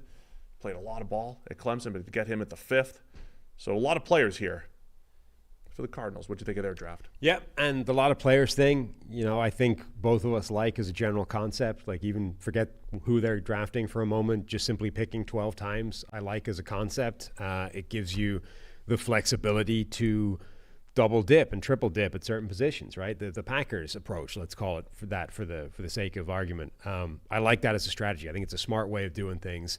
But I also I think that they've played this really well and taken a couple of different strategies, right? The general idea with the Packers approach of drafting a ton of times is if you need somebody to come in and make an impact, don't rely on one guy doing that, because you might be wrong. Nobody's great at this. So let's draft 2 or 3 players at that position on the basis that one of them might make that impact. And it might not be the first guy that you thought of. But I think remember, you always talk about the sort of level of certainty you have that a guy is going to be special, right? Quentin Nelson was probably the most obvious example of somebody that everybody was completely convinced that guy wasn't just going to be good, but was going to be amazing at the next level, right? So that's probably as high as the confidence quotient gets in a player. Marvin Harrison, I think, is going to be pretty high, is pretty close to Quentin Nelson in terms of total and complete confidence that he's going to be a good NFL wide receiver. So I think at that point you can say, well, we don't need to draft, 3 or 4 wide receivers. Marvin Harrison's going to do it, So we'll draft him. He's our guy. We'll put all our eggs in that basket and we're cool. To an extent, Darius Robinson lower down in the first round as well. But then corner, now we're down to the second round. We're down to the second wave guys that we don't have as much confidence in. So we're going to need to draft multiple corners. Let's draft 3 of these guys because one of them is going to be good enough to make a contribution. Same with offensive tackle. Let's draft multiple guys on the offensive line. So I think the Cardinals kind of played both sides of this in a way that I quite like. Like, at some point, you have so much confidence in a guy like Marvin Harrison, you can basically just say, we're good. But then other positions, that's why we need 12 picks. We'll draft 3 players at corner, and we'll let them all battle it out, and somebody will be good. And if all 3 of them are good, great. It's a good problem to have. Yeah, I mean, I'm with you on Marvin Harrison Jr. I feel really good about him. I'm glad that he didn't fall out of the top 4 or 5. There were rumors. Look, and there were enough teams probably that did have Malik Neighbors over Marvin Harrison Jr., and the Giants are thrilled to get Neighbors. But I feel good about Marvin Harrison Jr. and what he's able to do with Kyler Murray in this offense. Darius Robinson, another guy, bit of a tweener body type, as you mentioned, would have been maybe a top 10 pick for a 3-4 team in the mid-2000s with his size and his length. And he played on the interior at Missouri. I don't think that's a great fit to just put him at defensive tackle. Played on the edge last year and was better, and then went to the Senior Bowl, moved around, and as I've said before, had the best pass rushing grade we've ever graded during Senior Bowl practice reps. So that's something that they just needed, man. They just needed help on the defensive line, regardless of position. Xavier Thomas in the 5th from Clemson adds a little bit of juice off the edge. Both of those guys have a chance to contribute right away. And the 2 corners, the first 2 corners off the board at least, they also added 7th rounder Jaden Davis. But I wrote that article highlighting upside type of players before the draft. The 2 corners that I mentioned are both Arizona Cardinals. Max Melton from Rutgers, Elijah Jones from Boston College. Both guys had incredible workouts. Elijah Jones had really good production last year, not much before that. Max Melton never graded above 73 for PFF, but his athletic profile, very similar to guys like Jonathan Jones, who came out of Auburn, played for the Patriots, has played for the Patriots for a few years and has had a decent career.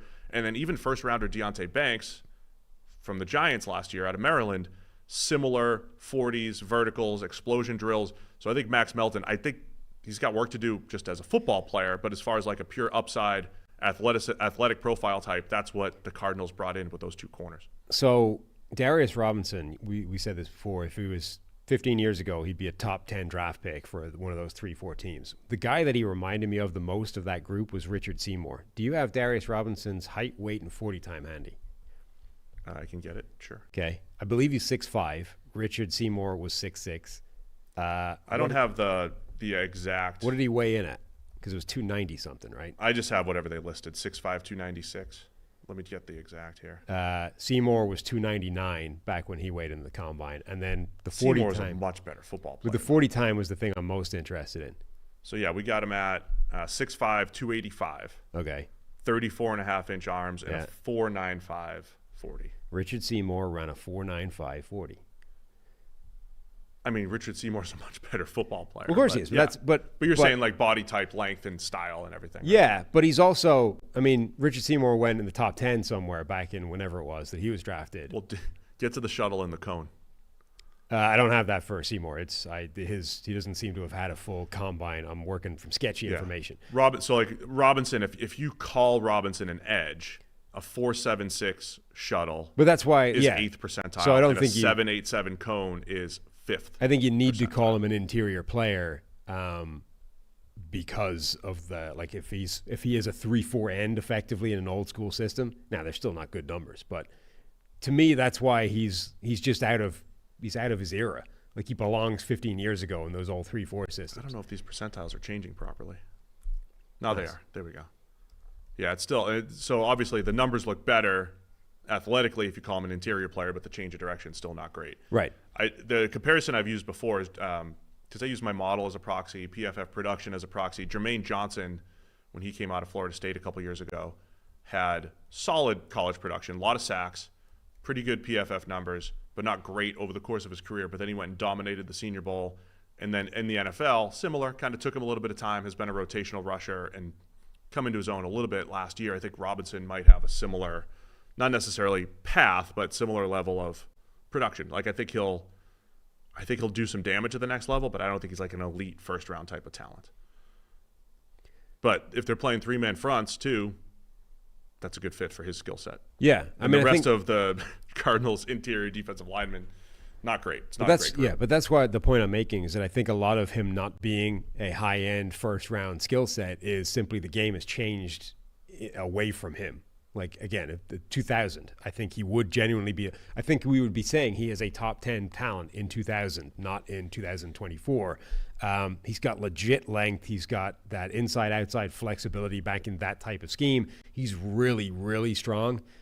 He's got a much better first step. Like, he's got a 40 time that's almost 5 seconds, 4.95, and his change of direction numbers are crappy. But his first step is actually legit. Like, he puts people – in serious conflict with that first step off the line. He can shed blocks well.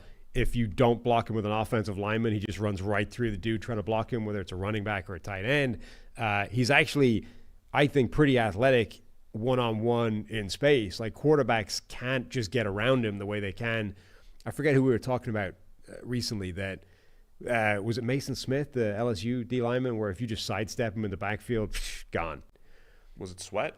No, I think it was Mason Smith, the LSU D tackle, where like he's really good straight line, but a quarterback can basically just take a step to the left and he barrels right by him and he's gone, right? Can't do that with Darius Robinson. He's really difficult to shake that way. Now, if you can get around him, he runs a 5-second 40, so you can just keep running and you're gone.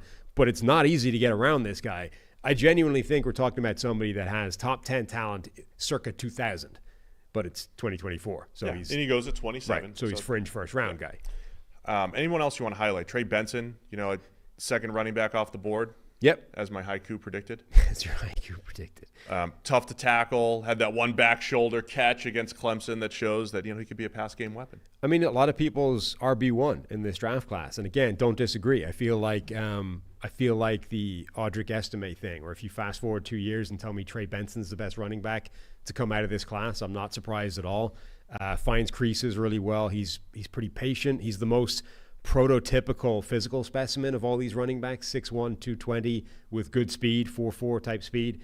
His profile from the measurables point of view stacks up really well to like Breece Hall, right? Remember when he was coming out and he was seen as the best running back from that class.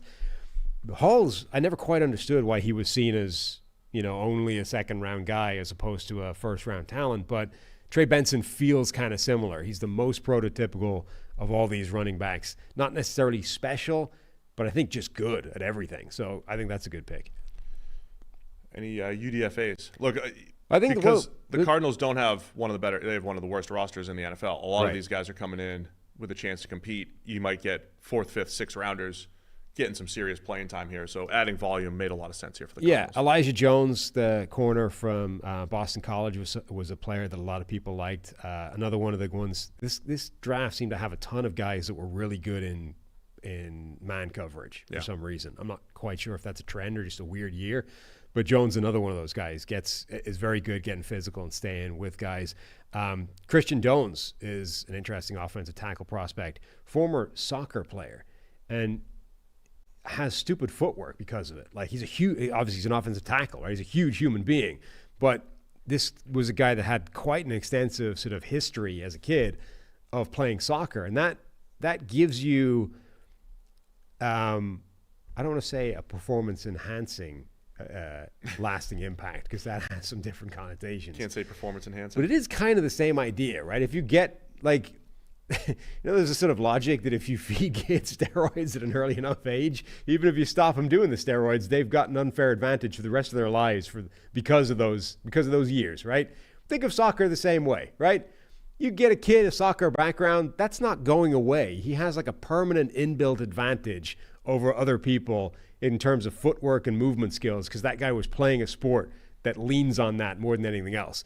So he shifted to football. He's become a prototypical giant 300-pound offensive tackle prospect, but he has better footwork than most because of that soccer upbringing and background. Good insight there on Christian Jones. A little bit of an older prospect, held his own at the Senior Bowl, goes in round 5. And again, I think all of these guys have a chance to contribute or at least compete for spots on the Cardinals. They signed almost nobody from an undrafted. They have a 3-man undrafted free agent signing class. One of whom was draft picks. One of whom is a long snapper. Don't even do it. All right, I got no more use for the Cardinals.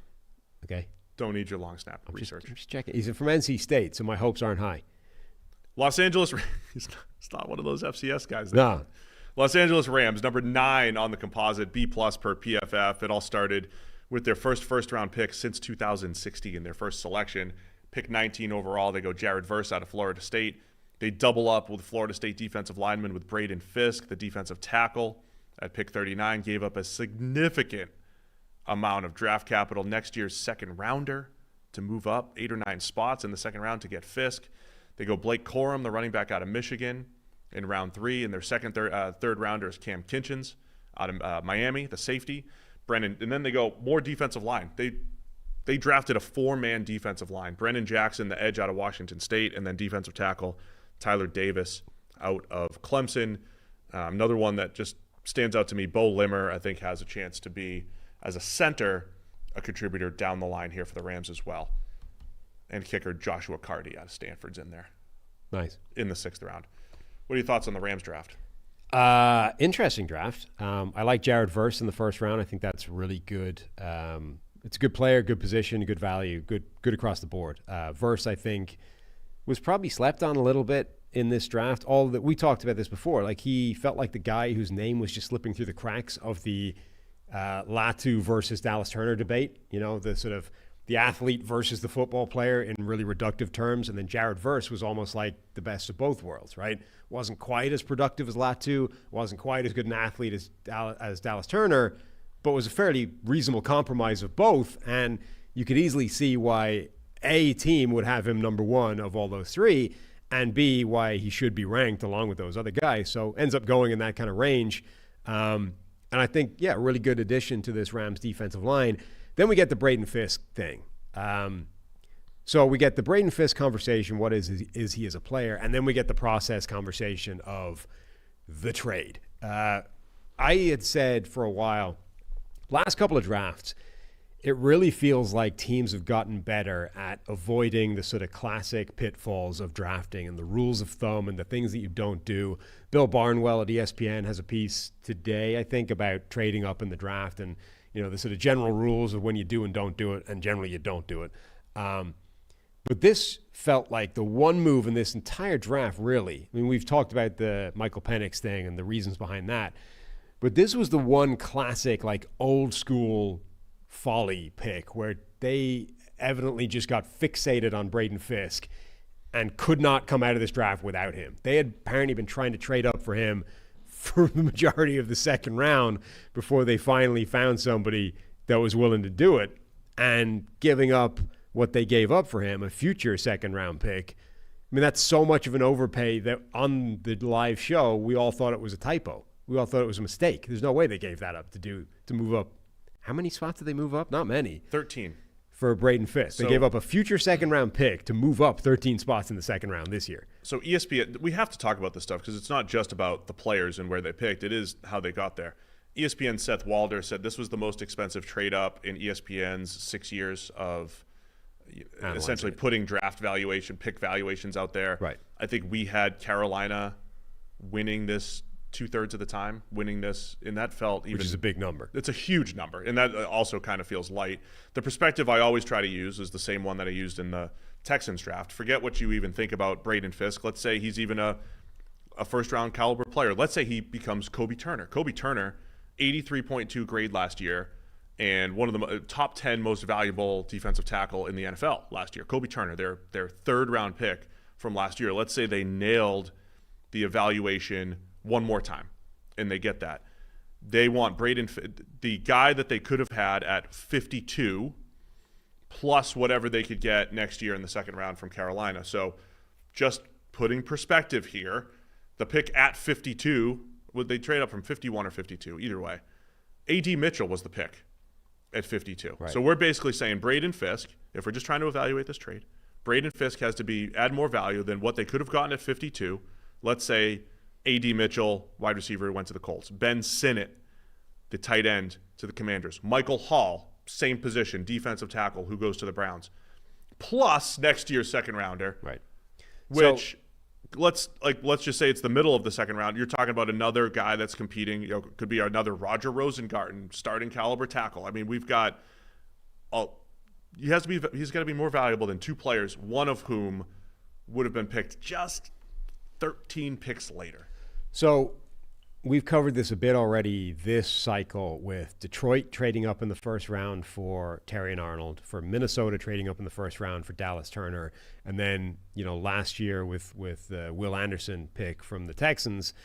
I think we've been kinder or softer, or however you want to term it, on those two trades this year, the first rounders, than we would generally have been. And part of that reasoning is this idea of, if you are trading up high enough that you are stopping the slide of somebody that felt like a genuine blue chip prospect, it's potentially slightly different rules, or at least it's fuzzy enough in the data because of the sample size and because of the players we're talking about, that you can at least construct an argument that way, right? When you get beyond that level, and nobody is arguing that this is a genuine blue chip player. Like, nobody's saying this is the best defensive tackle in the draft they stopped the slide of here. Even them, I don't think, are arguing that, right?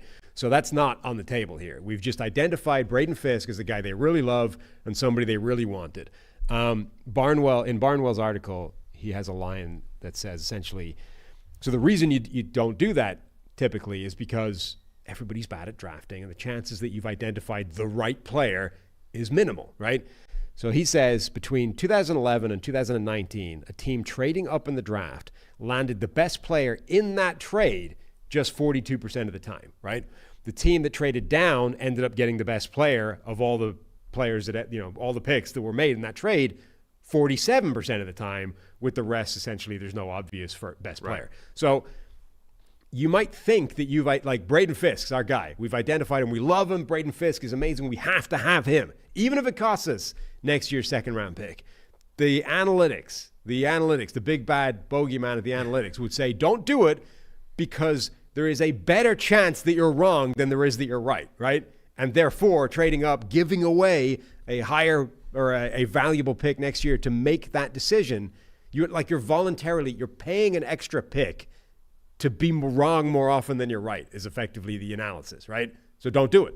There was also a 5th rounder in there that the Rams gave up. So it was a massive payment for Braden Fisk. The one other thing I want to bring to the table here, I like Braden Fisk as a player. I'm actually surprised he went this high just because of the short arms. He is a pure gap shooting, hard-nosed, whatever, generic player you want to say, but the dude brings energy to the table, and he has been very productive.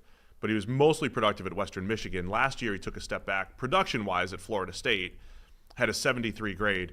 If you want to compare this to Kobe Turner, for me, was a blue model guy. I thought he was a steal of the draft. I feel pretty good about that assessment after last year. Kobe Turner, last year's 3rd rounder by the Rams, had a higher grade in the NFL, PFF grade, higher grade in the NFL than Braden Fisk had in the ACC at Florida State. So I think there's also some evaluation risk in here as well, taking Fisk at pick 39.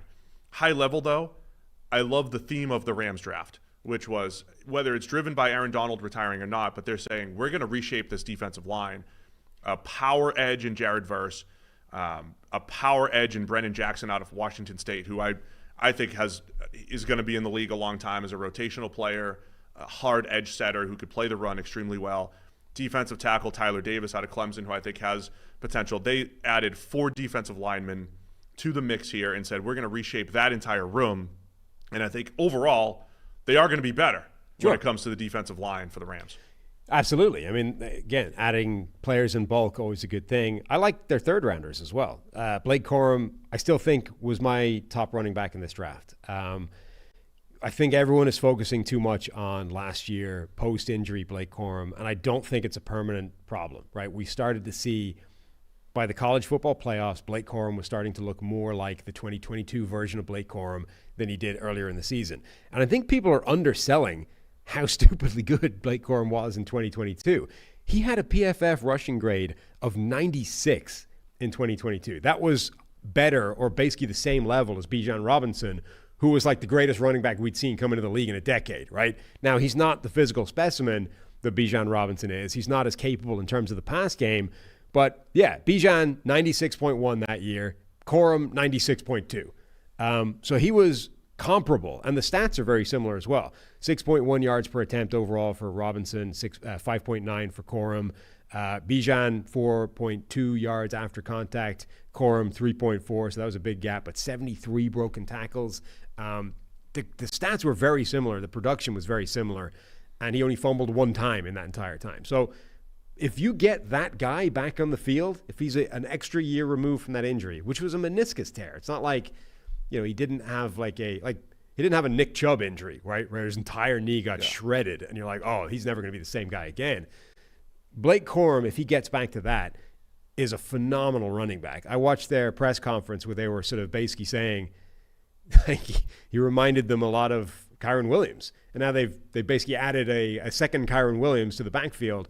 And their offense was so good with Kyren Williams last year. What a find he was for them. And I do think they've now got a back. They added Boston Scott as well, so they have an entire backfield of people that you don't acknowledge as humans because they're all short. I always go to bat for the short guys. When you can remember who they are. I couldn't remember Deuce Vaughn's name for a second. But that's an age. I have 4. I was told it's more kid driven. Too many kids. Too much in the brain. Taking care of the kids. Not that I'm getting old. I think you're anti-short people. I'm never. You see them all as the same. They're not worthy of your attention. You were complimenting me recently about how much I go to bat for the shorts. The shorts. Anyway, Kyren Williams last year was actually one of the few running backs that was really a kind of a bell cow running back in a league that's gone away from those guys. Most teams operate from some kind of division of resources and backfield by committee. Kyren Williams really was a bell cow type of back for the Rams, and he was really good doing that. But given his size, given his stature, I kind of feel like they'd like to divide the resources a little bit more. And if they found a genuine Kyren Williams clone in Sean McVay's eyes, I think Blake Corum can be a reasonable part of that backfield. And then Cameron Kitchens in the 3rd round I quite liked as well. Now, coming off a bad year. The year before, though, he was really much better. And there's a lot of boom or bust to Cameron Kitchens' play. He gets himself in some ugly positions. But he's got, legit size, ability, range. He can make a lot of really good plays It's just that all of his mistakes in 2023 were like touchdown costing disastrous, mistakes. man. Yeah. Like, he was at when Georgia Tech made the improbable comeback early in the season. He was kind of at the forefront of the game-winning touchdown. I think Kinchins gets in trouble with his eyes a little bit sometimes. Yeah. But he made big plays in 22 with his eyes. Some absolutely terrible tackling, like just absolute farcical jokes of breaking down or just doing nothing last year. I think last year was like the low ebb of what you're ever going to get from Cameron Kitchens. I think that's like the worst season he could put together, and every time he screwed up, it was the worst possible screw up you can make in that play. But we saw just the year before, he's capable of so much better than that. And we know how volatile that position is. I feel for safety sometimes because it's the one position where if you make a mistake slightly, it can be immediately a touchdown in a way it isn't for a lot of other positions. Even corner, generally speaking, there's a safety to fix it at the back end. Like, you can screw up as a corner, and a lot of the times there's a safety there to bail you out. If you're the safety and you screw up, there's no one else behind you to solve that. It's a touchdown. That's why I think sometimes we undervalue safe safeties. Safe safety. Safe safeties. Play the name of the position sometimes. Don't need the flashy stuff. Just be in position. Any UDFA standouts here for the Rams? Just looking now. Nobody that leaps out, I don't believe. We're almost at the end of our work here for the week, Sam. 2 more teams remaining out of the 32. Nice. I got no more use for the Rams. We're on to the San Francisco 49ers. Niners are going to finish, where are they here? 25th. Yeah, not high. In the composite B+. I kind of liked their draft. I think I was skewed by my like for the players, even though they probably went higher than the consensus. But B+ for PFF for the 49ers. It starts with wide receiver Ricky Pearsall from Florida. Of all the first-round names, maybe the biggest surprise, but to repeat a million times, if any of 15 receivers went in the first round, we wouldn't have been terribly surprised. So Pearsall's the guy. Right. Renardo Green, the cornerback out of Florida State. Dominic Pooney, the tackle/guard out of Kansas. Malik Mustafa, the safety out of Wake Forest. Isaac Guerrero, another 4-3 running back going to Kyle Shanahan and the Rams of the 49ers out of Louisville. Jacob Cowing, the wide receiver out of Arizona. I didn't mind this draft. I like all the drafts, guys. I like all of them. You liked all the draft. What were your thoughts? Yeah, I mean, it looks like a solid enough draft. The 49ers have a terrible draft record in the last couple of years. It's basically the whole thing is being papered over by the fact that they found Brock Purdy with the last pick of the draft. Remember last year they were the team that everybody hated their draft because they drafted like a backup tight end in the 3rd round. They drafted a kicker. Like their draft. Now, to be fair, they also had I think they had the fewest snaps from their draft class last year. Right, and to be fair, they didn't top pick. Pick was at pick 87. Yeah, they didn't pick until like the ass end of the 3rd round, and then they had 3 and 4 or something at the back end of the 3rd. But they were the team last season that everybody hated their draft like immediately. I'll give you a quick recap. Over the last couple of years, you've got guys like J.R. Brown. He was their top pick last year at safety. Yep. I don't think they had any starters from last year's draft, and then the previous draft, Drake Jackson in the 2nd, who's more of a rotational edge. And Spencer Burford's the only real starter that they found, besides Brock Purdy, of course, with the very last pick of 22. So the non-quarterback selections for the Niners the last couple of years have not been great. And then obviously, even if you go back a little bit previously, the Trey Lance thing is one of the most catastrophic draft trades that's been made ever. I mean, they traded literally – I'm not messing with semantics. They traded 3 first-round picks for Trey Lance, and Trey Lance is no longer with the team, and they got, a second back for him when they traded him away. So it's one of the most catastrophic moves that's been made. It's just that it doesn't matter because you got Brock Purdy, the Mr. Irrelevant pick, following that. So anyway, you look at this, you say, okay, on paper I like what they've brought. You're just now sort of a little bit twitchy because of the recent history. Pearsall, surprising pick for a first rounder, even in the context that you put it in, I think, in terms of 10 receiver names wouldn't have shocked you going in the first round. Pearsall is still one of the more surprising, even in that context. But it probably shouldn't be. I mean, he's got, going into the Senior Bowl, you're like, this is a route running technician with, amazing ability to sort of separate and is really all the cliches that non-athletic receivers get, and then he goes to the combine. Well, he has a really good Senior Bowl. Then he goes to the combine and has one of the most athletic displays I didn't see the cliches because I warned Jim Nagy. I said before the Senior Bowl, I said, watch, he's going to be one of the fastest there at the Senior Bowl on your GPS. He plays fast. He's the fastest guy on the field when Florida plays every single week. But people, I didn't see the cliches. Right. But people, I mean, even Nagy was sort of saying, like, he was talking up the technician stuff as opposed to, hey, by the way, this guy's like an absurd athlete. But he goes and has a 42-inch vertical jump, 99th percentile, a record-setting 6.4-second three-cone time, a 95th percentile 20-yard shuttle, a 92nd percentile broad jump, like 92nd or higher percentile in basically everything, a 4.4 flat 40 time, which is 87th percentile. He's one of the best athletes, not just in this draft, but forever. I mean, and he's 6'1", 190. He that's not a slot profile either that you're like, oh, he can only play the slot. He is one of the most athletic receivers who has arguably the greatest catch of all time on his resume in college and is a route running technician and understands how to get open and stuff. Like, he probably should have been seen as a first round pick. So I might be a little biased here the same way people are evaluating the Chiefs draft and they're saying, well, Xavier Worthy is the 5th wide receiver off the board. I probably wouldn't do that, but he's going to Kansas City and Patrick Mahomes, so that's going to work. Right. I might be applying the same logic here that, hey, Ricky Pearsall, I don't know if I would pick him at pick 31. However, when it's Kyle Shanahan in that offense and you see that athletic profile being dropped into that offense, which as of right now still has Brandon Ayuk and Deebo Samuel and George Kittle and Christian McCaffrey, and Juwan Jennings, who's sneakily one of the better wide receiver threes in the NFL, who's got a toughness and just a toughness about him. They're catching the ball over the middle. And now you've got Pearsall in getting the ball in his hands in creative ways, getting him into space in creative ways. And Pearsall, he may have won the entire offseason because of that combine that he had. But even before that, the Senior Bowl that he had, his first rep at the Senior Bowl, he got wrecked.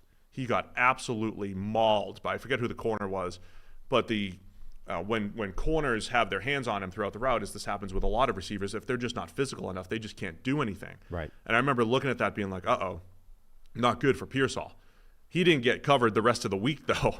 The rest of the week he was fine, and he's another one of those guys where you say, give him a little bit of space, keep him away from press, everything that the Shanahan offense does.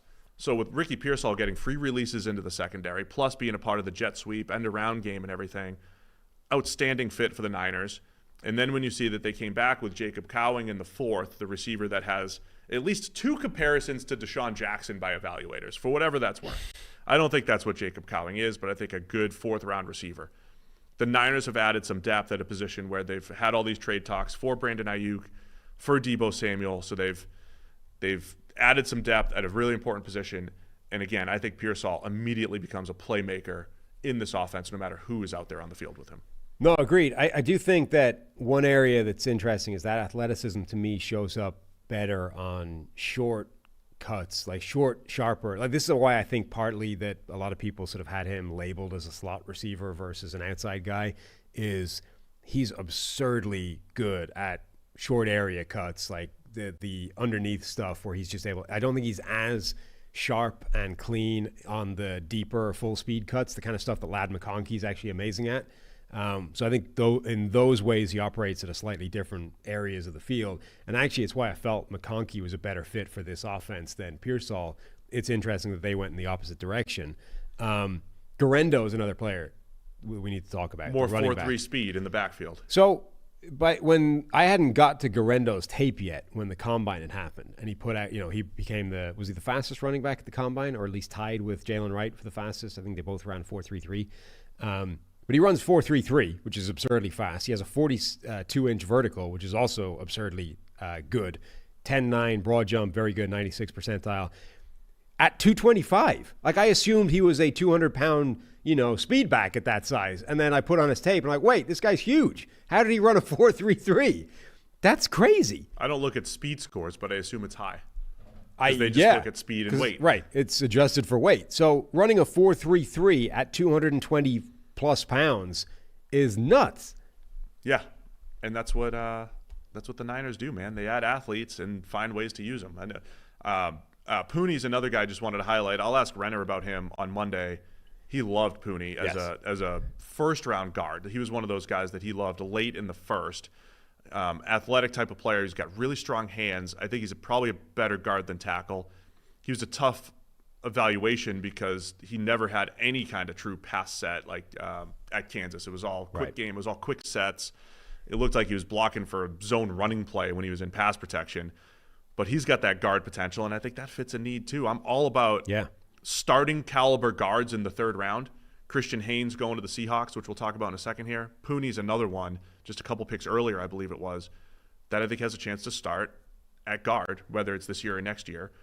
So I think that's a good fit as well. And then, in a safety class where there was no real consensus top safety except maybe Tyler Nubin. Some people liked Malik Mustafa. I think that was Nate Tice's guy.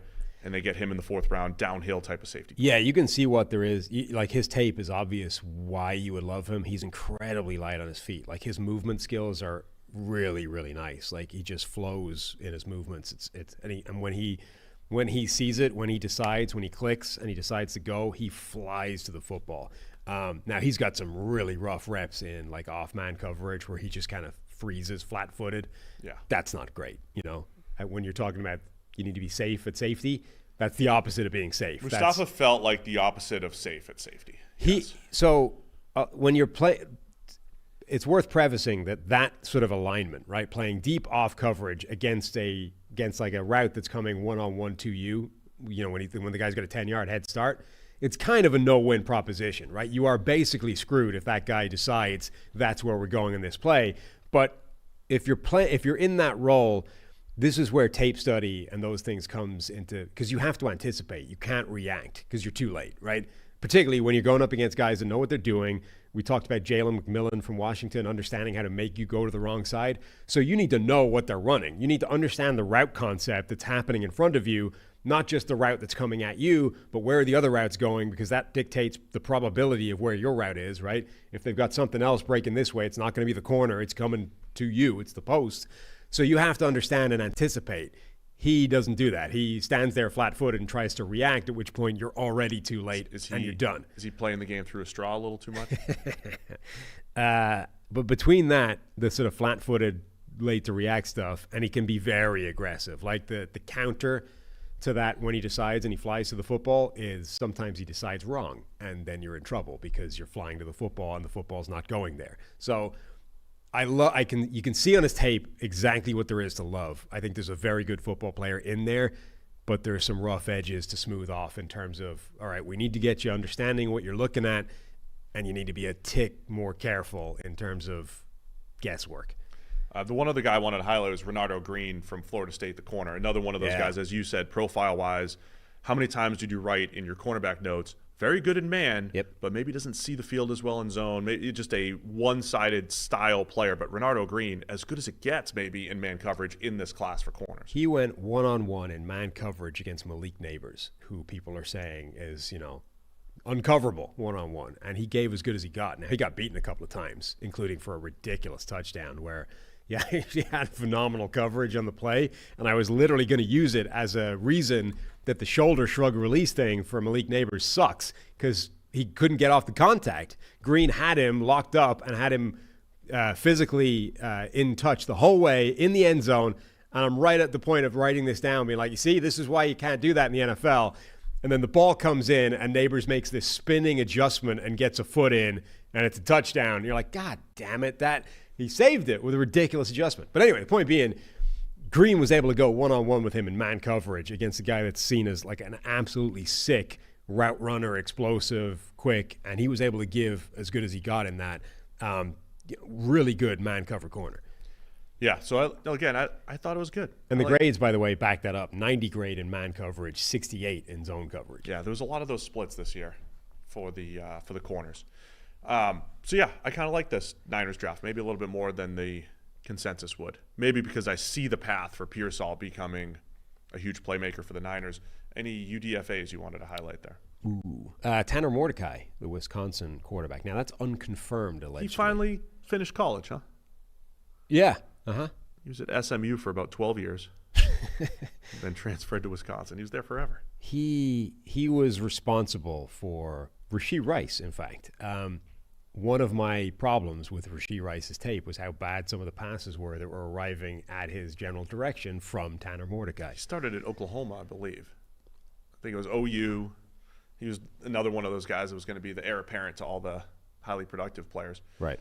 OU to SMU to Wisconsin. All right, I got no more use for the Niners. No more. Seattle Seahawks are next. It's our final team, Sam. Team 32 out of 32. Apologies to Seahawks fans that you're last. But number 17 on the composite, B+ per PFF. All started with Byron Murphy, the second out of Texas, the interior defensive lineman. Christian Haynes, the guard out of UConn. Tyrese Knight, the linebacker out of UTEP. Tight end A.J. Barner out of Michigan. And then 2 Auburn corners out of the 3 that got drafted. They're Nehemiah Pritchett in the 5th and DJ James in the 6th. And a couple developmental offensive linemen in there for the Seahawks. What are your thoughts on Seattle's draft? I think I liked it overall. Byron Murphy, is the sort of headline pick. Obviously, they decided not to go with the interior offensive line where they had the most glaring needs heading into the draft. John Schneider had talked about they don't like drafting interior linemen in the first. They don't think it's worth it. They don't think the value is there. And this is a great example of where you're sort of like, well, they need to, Great example. But they come back, and then in the 3rd round, they get a guy, Christian Haynes from UConn, who you're like, all right, he could and will start for them, right? So if he's a capable starter and they get that, perfect. You get Byron Murphy, who's arguably the best defensive player in this draft, and where you think a better value spot is in the 3rd round, you get a guy who should also come in and start for you. So from that perspective, I think they kind of backed up what they had said heading into the draft and did a really good job of it. Byron Murphy's a really good player. Like he's seen as this prototypical 3-technique pass rushing defensive tackle, but I think he's actually a more well-rounded player than that and does more than that. And it fits with this defensive front that they're going to be building in Seattle now of, versatile defensive linemen that can all move around a little bit, can all do a couple of different things in this Mike McDonald scheme and just generally cause problems. It's amazing how dropping that one potentially elite player like a Byron Murphy II, dropping him into that defensive line or onto that defensive line does make it feel that much better, right? They spent a lot of money on Draymond Jones a couple of years ago. He's okay. They spent a 2nd-round pick to bring in Leonard Williams, paid him a lot of money. But then when you add Byron Murphy and the multi-gap flexibility that you're bringing up, Jaron Reed is still there. Jonathan Hankins is there too, and Hankins hasn't had the best PFF grade, but teams haven't run very, very well when he's been on the field for Dallas the last couple of years.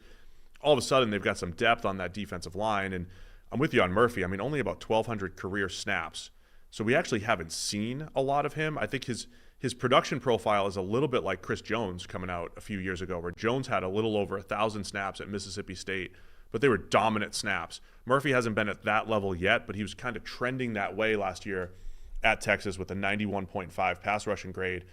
And so he's really disruptive. And I was impressed with how he handled nose tackle and just fought and scrapped and shed blocks and found a way to make plays. So I'm a big fan of Byron Murphy. And then the strategy that you mentioned and what I just said about the Niners getting a guy like Pooney in the 3rd round at guard, I think Christian Haynes was one of my favorite guards in the draft. You get him at pick 81, and I think you find a starter there. So for a team that didn't have a 2nd-round pick, I think the Seahawks just hit it out of the park with their first 2 picks there because I think they have 2 impact players, defensive tackle Byron Murphy and then guard Christian Haynes. For whatever a guard can be from an impact standpoint. Yeah, I mean, you can sort of run the counterfactual and say, what were the alternatives if they had gone in the opposite direction, the way we had often mocked them, if they'd taken a 1st-round offensive lineman and come back for the defensive tackle in the 3rd. Way. But we're talking like, Troy Fautanu, we're talking Graham Barton, we're talking, one of those players. I mean, Jackson Powers-Johnson, who went in the 2nd, not in the 1st, but was a guy that was talked at that spot. And then in the 3rd, then all the defensive tackles were gone by then. Exactly. So it's like, credit to them in their terms. I think they did play it the correct way, and it probably ends up looking better. I mean, at that point, it's like Graham Barton or Dwayne Carter versus Byron Murphy and Christian Haynes. I think they went the correct direction. Beyond that, Tyrese Knight has some run game potential. I thought he struggled a little bit with change of direction, but he was a solid, productive player at UTEP. Went a little bit higher than – I don't think we had him in our top 200 for Trevor. He was a little bit higher at 118 than he was on the consensus board. He was closer to 200. A.J. Barner, the tight end out of Michigan, looks like an almost clone of Will Dissly and what they've had there with the Seahawks, a run-blocking tight end who can probably hold his own on the line of scrimmage as a blocker and then just be a solid enough receiver there. So I think they filled the blocking tight end role potentially with A.J. Barner. And then the two cornerbacks, Nehemiah Pritchett and DJ James, I know they've already got a bunch of corners there in Seattle, but Pritchett's got size and speed, and James, I think, has some inside-outside coverage ability. So kind of like that duo, getting them in rounds 5 and 6. And, of course, we know DJ James. Go ahead. Yeah, I was going to say, Chris Sims, was he number 3? Number 3 corner for Sims, yeah. And honestly, I looked at the tape, and I don't think he's crazy. Now, part of that is the corner class generally, but he's pretty good. 6 foot, 175, 180 pounds. Another of these guys that mirrors receivers really well. You're like, what is the first thing he does well? It's man coverage. It's that. And he played a lot of press at Auburn, so he saw like legitimate NFL coverage responsibilities regularly. Didn't think he had an amazing feel for route recognition, which is not something everyone agreed on. Like, there's people praised him for that, but I thought he allowed too much separation sometimes when trying to sort of figure out exactly what route was coming. When he was able to just stick with the receiver and knew what was coming, he was really good. When he had to sort of diagnose, what the receiver's doing at the top of his stem and before he makes the break, he could be shaken loose a bit. And obviously at 175 pounds, a little bit lightweight at the catch point, but this is kind of inevitable. He reminded me quite a lot of Garrett Williams, actually, that the Cardinals drafted, was it last year? Who Third was round last year, yeah. Almost redshirted coming off a knee injury. But like, he drives really well on those in-breaking dig type routes. I think he's a good fit for this defense, and I could absolutely see him being a better player for them than 6th round would indicate. Nehemiah Pritchett too. I've got some similar positives and negatives there. Right, he's 6'1", 190, ran a 4.36 with almost 32-inch arms. All of those well above average. And then even just the explosion numbers, vertical of 42, broad jump of 11.3, those are both 98th percentile. So you're talking about a pure athlete, doesn't have the great change of direction numbers. It's not a pure proxy for Tyreek Woolen, who's already there, or Tariq Woolen, or Reek Woolen. Reek, yeah.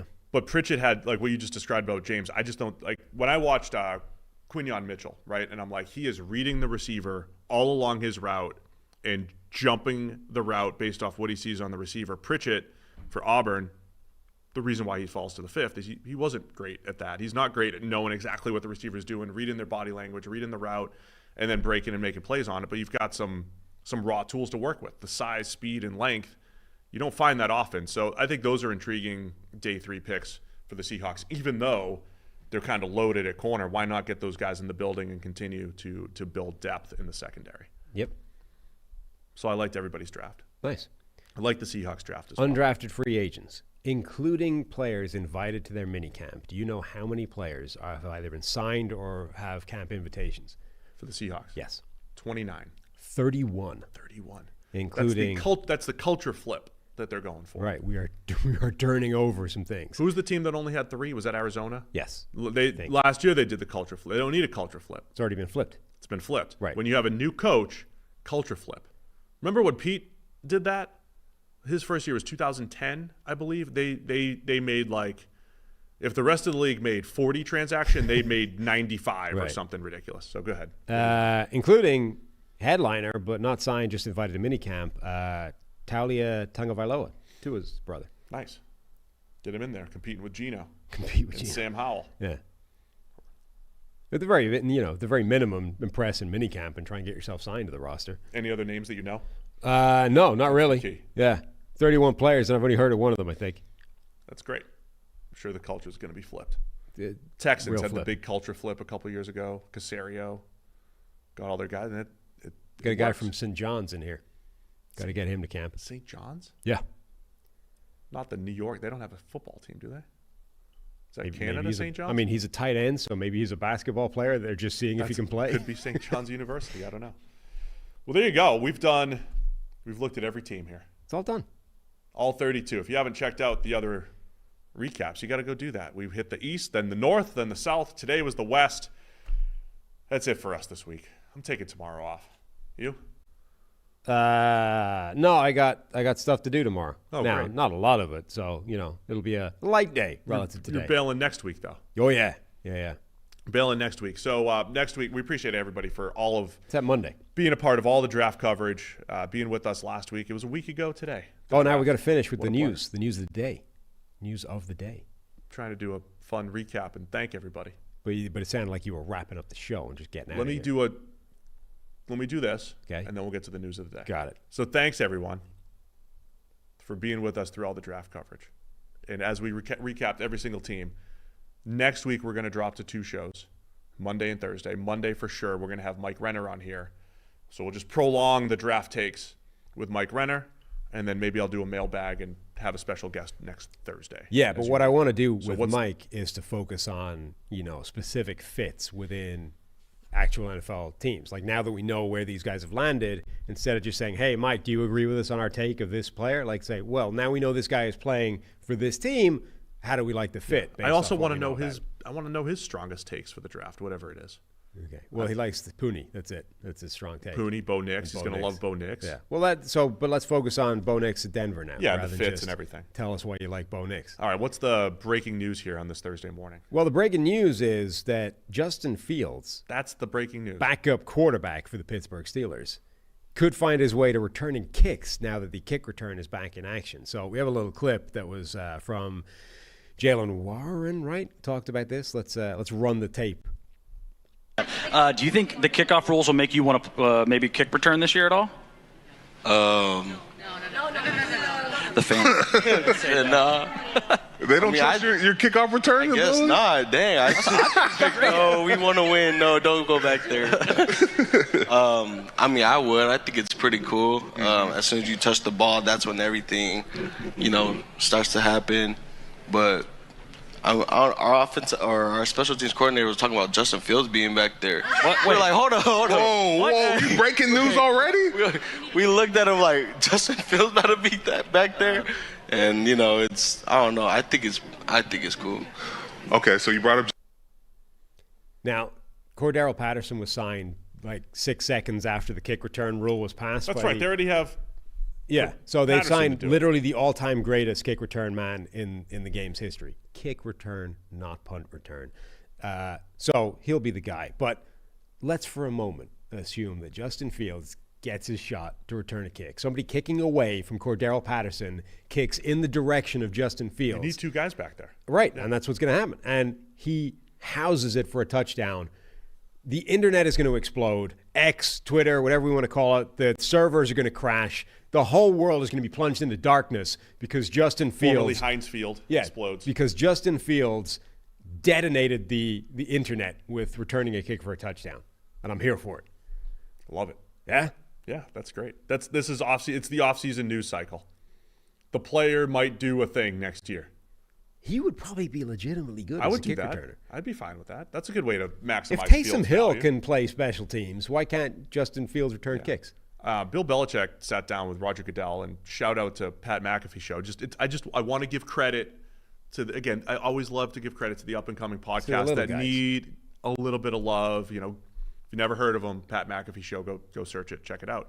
But shout out to those guys for getting, first off, Bill Belichick. Yeah. Secondly, Bill Belichick and Roger Goodell to sit down and talk about football. Uh-huh. But Bill was giving his take on the new kickoff rule and the idea that, you're going to need 2 guys back there.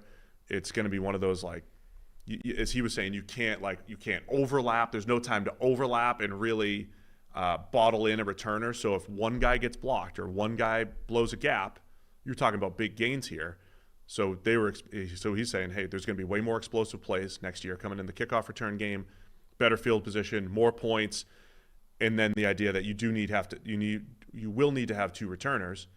So it's going to be fascinating to see how teams handle that. Your best run blockers maybe being out there, a part of the kickoff team, and then finding 2 explosive returners that could house it. And Pittsburgh has that in Cordero Patterson and Justin Fields. And Jalen Warren could be a really good fit there as well, for sure. I was just checking because what was interesting about the McAfee thing is that I'm pretty sure Bill Belichick was wearing the exact same suit as he was wearing during the first night of the draft coverage for McAfee. I just Googled Belichick in the NFL 100. Curious if he was wearing the same suit then as well. I was just wondering if Bill only owns one suit, having been cut off hoodie and tracksuit for the last 25 years or whatever. It might be the same suit, but it is at least a different tie. So there's at least one change of wardrobe Belichick has open to him in formal wear. That's good. Yeah. Glad you did that research. Did you see him praising Barry Sanders on McAfee's show? I did not. I was working. So he was telling Barry, who was sitting across the table from him, he had Barry on him as well. He said, as a defensive coach, Barry, you were the most difficult player that we ever had to game plan for. He said he used to tell the Giants defense that when Barry Sanders gets the ball, everybody is at the point of attack. He's like, if he's running right, the left corner is at the point of attack. The free safety is at the point of attack. The nose tackle is at the point of attack. It's Barry Sanders. You have to defend every area of the field because he's going to do something crazy. Yeah, I don't even know how you do that. Stay in your gap? I don't know, because he's going to go somewhere else. I think this is the longer you get removed from Barry Sanders' actual career, I think people sort of lose sight of that. Like, it's only when you hear coaches, defenders, guys that were there at the time who explained to you just how terrified every single human being was when they played Barry Sanders in a way that doesn't translate from just watching the tape, from just looking at the stats. That is why I think he goes down as the greatest running back ever. Like, you hear the greatest defensive coach of all time tell you that they were terrified when they played Barry Sanders. He literally said on that show, thank God we had Lawrence Taylor. Like, Lawrence Taylor could fix some things on the defensive side. It was like, he is the hardest person they had to game plan for because you couldn't. I was thinking, as we were thinking of off-season topics, do we want to dive into like top fives by position of all time? And by all time, I mean since 1980. By all time, you mean not all time. Yeah. Best players since 1980 that we saw some level of, like, we're not, what's his face from this year? We're not doing like Don Hudson's better than Randy Moss, right? We're not going to have those debates. It's a good conversation to have. Right. Tungsten arm O'Doyle, right? He was, Beady can't feathers. believe you're overlooking what he did in 1922. The NFL 100 with guys like Beady Feathers rocking up. Yeah, not playing that game, but it might be fun to just do like, here's the top 5 players we've seen, right? Look, we're not like, we're older than you, but we're not as old as, Gil Brandt, rest in peace. We're not as old as Gil. Who was putting together the top 100. Maybe that might be fun to do that. And you could give your Barry Sanders takes. Maybe Bill will want to join and get Bill on the show. Yeah. Can we pay for Bill Belichick over here? Join the show for a little bit? Seems unlikely. All-time show? Probably not. Chris knows him, though. He was doing the NFL 100 with him. Maybe they're buddies. Maybe he could just come on as a favor. Chris, new idea, NFL 100, but not with you. Not with you and Bill, but with us and Bill. Yeah. On our show, yeah. Think about it. I mean, it's worth an ask. You be Rich Eisen. I'll be Chris Collinsworth. He'll be Bill Belichick. Is this, in addition to being shortest, are you now baldest? Is that what's going on here? Yeah, I mean, you'd be the most likely. I'd be Rich Eisen because I'm bald. Yeah, similar That's speed. what we're doing here, huh? Similar speed. You are just out here being bigoted against short and bald people. First time in my life. It's never happened. Well, I'm just glad after our very fast AFC and NFC East show that we're back to the 2-hour mark. Nice. We are back. So back. So back. It's not happening again until August, probably. Now we're out. That's it. All right. Thanks to everybody for tuning in. We'll see you again on Monday with more PFF NFL Podcast.